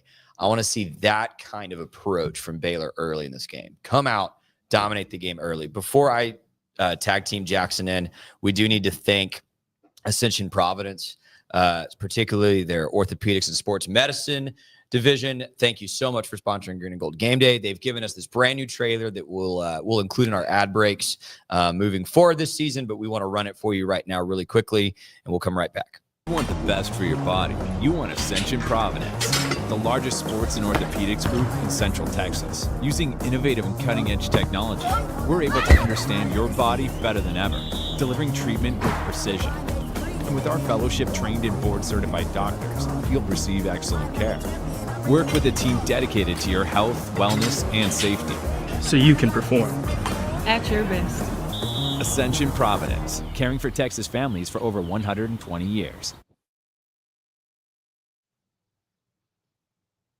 Welcome back into the Green and Gold Game Day show. I'm here with Faith Lynch and Matt Mosley. And Baylor's got Oklahoma State tonight. What are y'all looking for in this game? You know, I just we talked about some of it. Yeah. But I'm looking for a haymaker early. And you know, you have to a lot of times in an emotional day for Oklahoma State, you have to kind of talk about absorbing the first blow and like matching their intensity.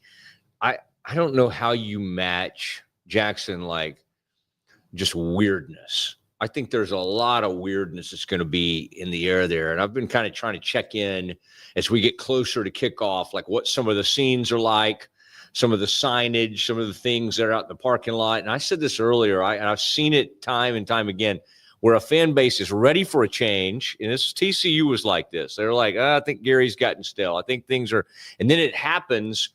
And this reality sets in like, oh my gosh. I mean, it even happened to a certain extent. And they did it in a much kinder, more generous way But, Coach Taft wasn't totally. I think he could have gone another couple of years. And I think when you saw how it played out, you wish he had have gone another couple of years. And now we're so far removed. Any sort of genteel or respectful way of dealing with coaches, like that's gone now. I mean, think about the UCLA coach. Think about the Virginia Tech. It's like 2 weeks in. We're not competitive. We're losing. We're firing our coach. This is a guy that had been great for them for 20 years. If you look at their 10-win seasons, which I think let's say they've had, I don't know how many in school history. Jackson, you were doing all the history work. They've had 11, and I believe he was either coaching or playing for 10. 10 of them. Been involved in 10 of the 11. Thank you for knowing all. I've got a lot of more questions to bounce off of you. You need to participate in the Schmaltz's trivia question contest on the Mosley Show. You could win 2 free sandwiches. But they need to come out in this one and establish some form of identity. And that's why I keep coming back to the takeaways. It's like, what is this defense's identity right now? Right now, unfortunately, the identity is giving up huge plays. And it's happening too much in my life because I also cover the Cowboys and they don't know how to communicate. And there are a lot of breakdowns with Baylor. And I think you get to this time of the year and then that K-State game next week, and you kind of start to need to know like what you need to have a better idea. Like, every week, is Carl going to be there? Hey, Carl Williams, is he ready? And the answer this week was, yeah, we think he might be. We think, and you get the report Thursday, he's out for the game. You have breakdowns, you have bust. You did see one. You saw one player last, 17 for the cornerback, the transfer.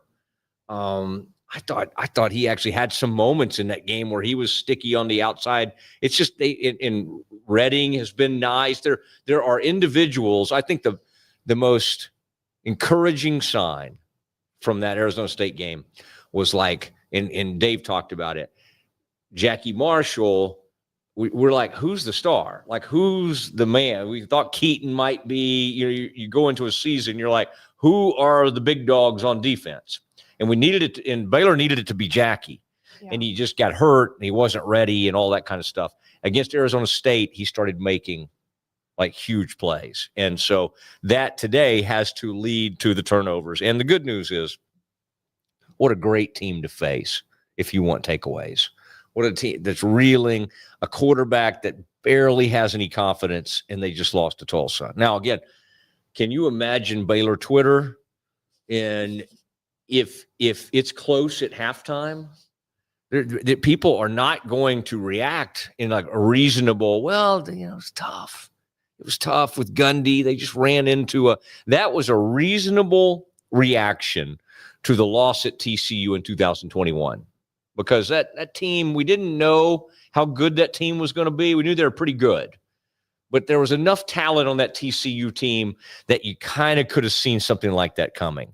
Today, if they stay in this game at halftime, it would be a complete shock. And that speaks to really where that program is. And they've got to dig it out of the cellar. I mean, it's as bad. And I don't know how good a job or bad a job that is. Now, to somebody's point from earlier, their donors are sitting on the sideline, and I do think the money's about to come in. I agree. I think it's too proud of a program, and in the basically to honor Boone Pickens, somebody's going to step up and go, okay, I'm ready. I just needed a direction, and here's what you need. And it's always sad for the previous coach, but it happens. It happens to UNC. It happened with Mac Brown. I mean, like the minute Belichick came in, it's like, okay, now here comes all the money. Oklahoma State has that money. Well, I think that was part of probably why Gundy had to leave, is because he was not bought into that whole, let's NIL, let's do it. Like, let's get donors on board. He wanted to stick with his roots of like, this is how I want my football team to look. This is how I'm going to do it. Get on board or don't come on board. And so I think that's probably part of the reason that they asked him to leave. So we will see if donors, get on board with what's going on next. But I don't know. I mean, I think I am very curious to see what type of attitude Oklahoma State presents today. I think that's going to be a really big indicator of what we see next from them throughout the season. If they come out mourning the loss of their head coach right now, that will show you the tone for the season. If they come out fired up and pissed off, that's going to show you what the rest of the season is going to look like for them. Go Oklahoma State. Go and prove your AD wrong for firing him. Go in, go do your thing. Go run a game. See what happens.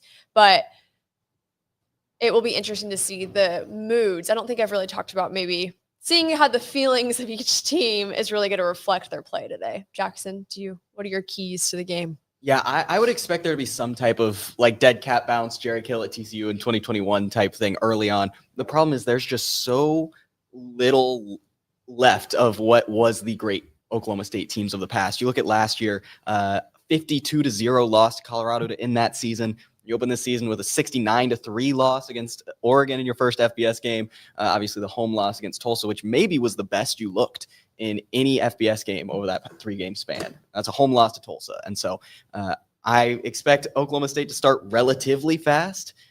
I just don't think they have enough juice in the tank left to sustain that for very long. I don't disagree.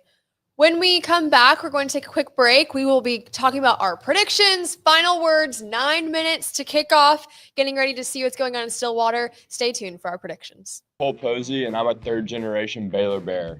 During my time playing baseball at Baylor, I started a hat company called Hondo, which started as meek and humble beginnings, has quickly grown into something more. Over 40,000 hats sold, and then over 100 retail locations nationwide. I love vintage Western hats, but couldn't stand the condition they came in, so I decided to make my own. Vintage style, but with modern aesthetics. Thank you so much for making my dream come true, and for enabling what was once a dream to become a reality. God bless.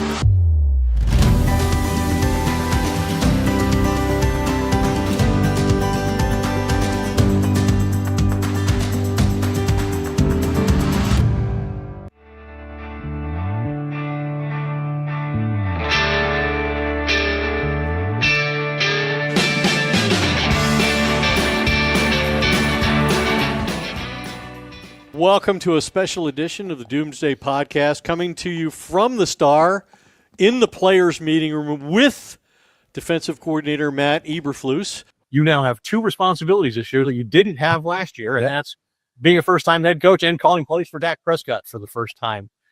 But now we're doing something that we do annually. We get Stephen Jones's perspective on this football team and how it was built and what expectations should be. At Camp Info Waco, we believe fun is more fun outside. We also believe fun is more fun in the pool, by the water park, at your RV, in a cabin, and with the friends and family you love the most. So grab a drink, take a ride, and stay a while.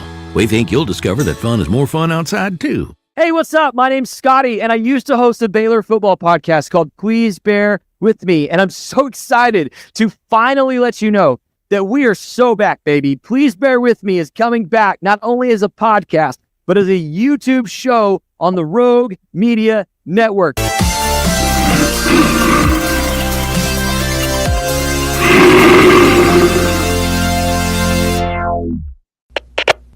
We are Rogue Media Sports.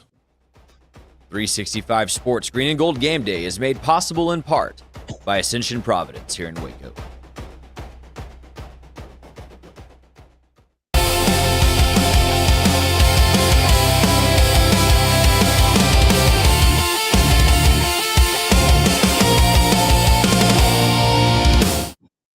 Welcome back to the 365 Sports Green and Gold Game Day Show. The last 6 minutes of our show. Want to get you right to kick off Matt is ready for kickoff as well. But before we get started with all of our predictions and final thoughts of the game, let's go ahead and check our Hour 2 fan poll that Andrew has so nicely put together for us. It's coming. The poll was, there it is. Which Baylor position group has a standout game versus Oklahoma State University? Offensive skill players. Matt, everyone's with you today. Yeah. Everyone's on the same train.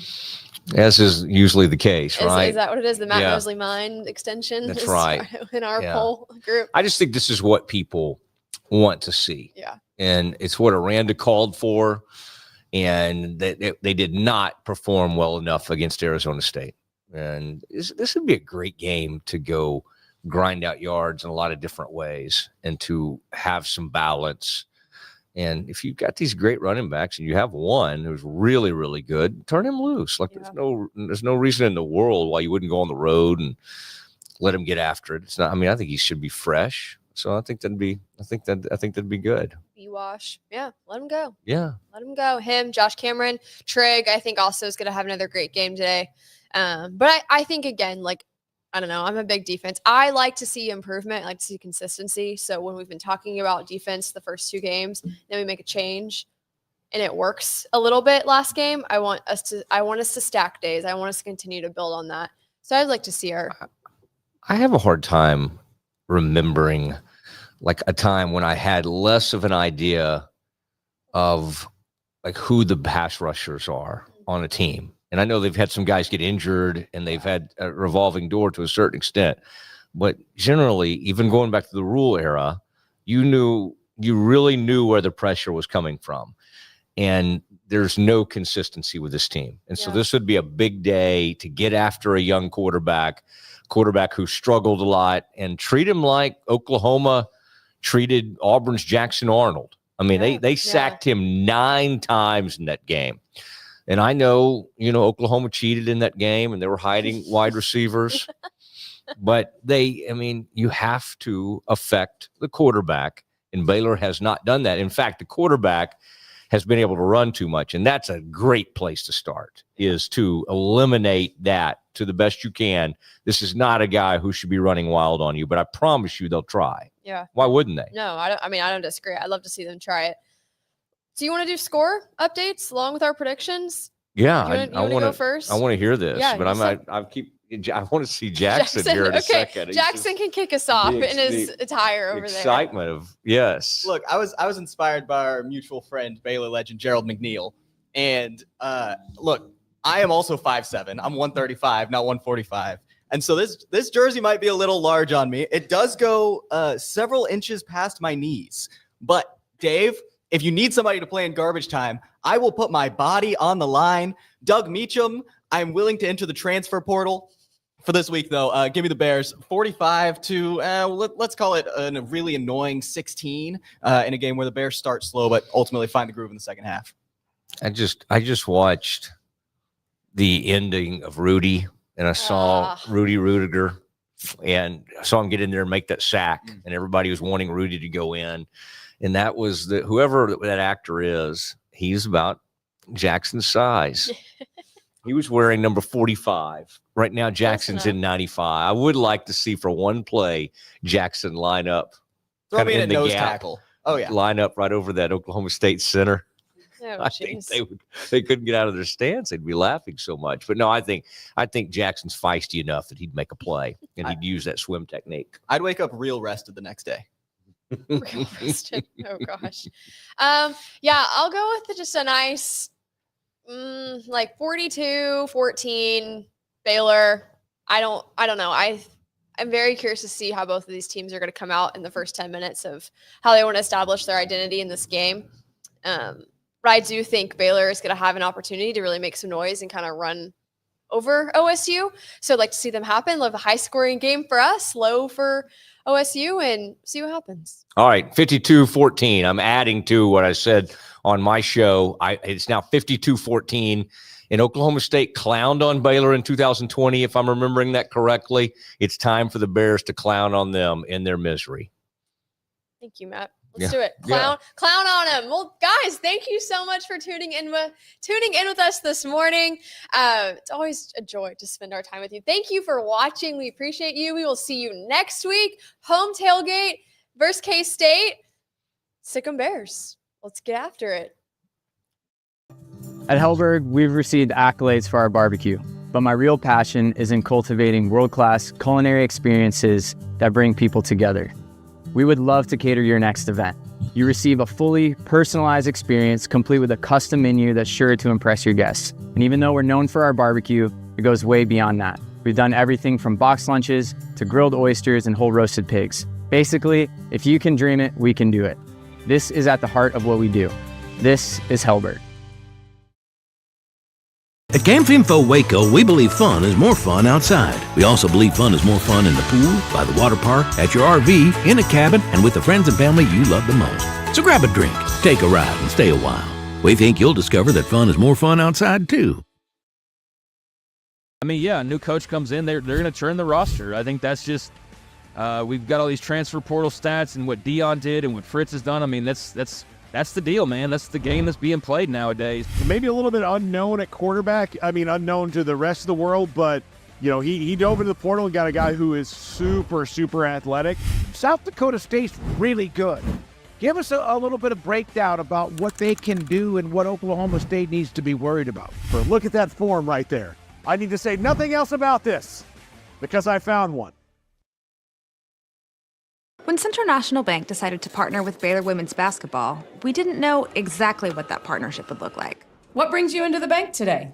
For the last couple of months, I've been noticing a charge on my account, and I would like to block it. I see. So you have a charge? Yes. And you'd like to block it? Yes. I think you should take the charge. What? Yeah, I definitely think you should take the charge.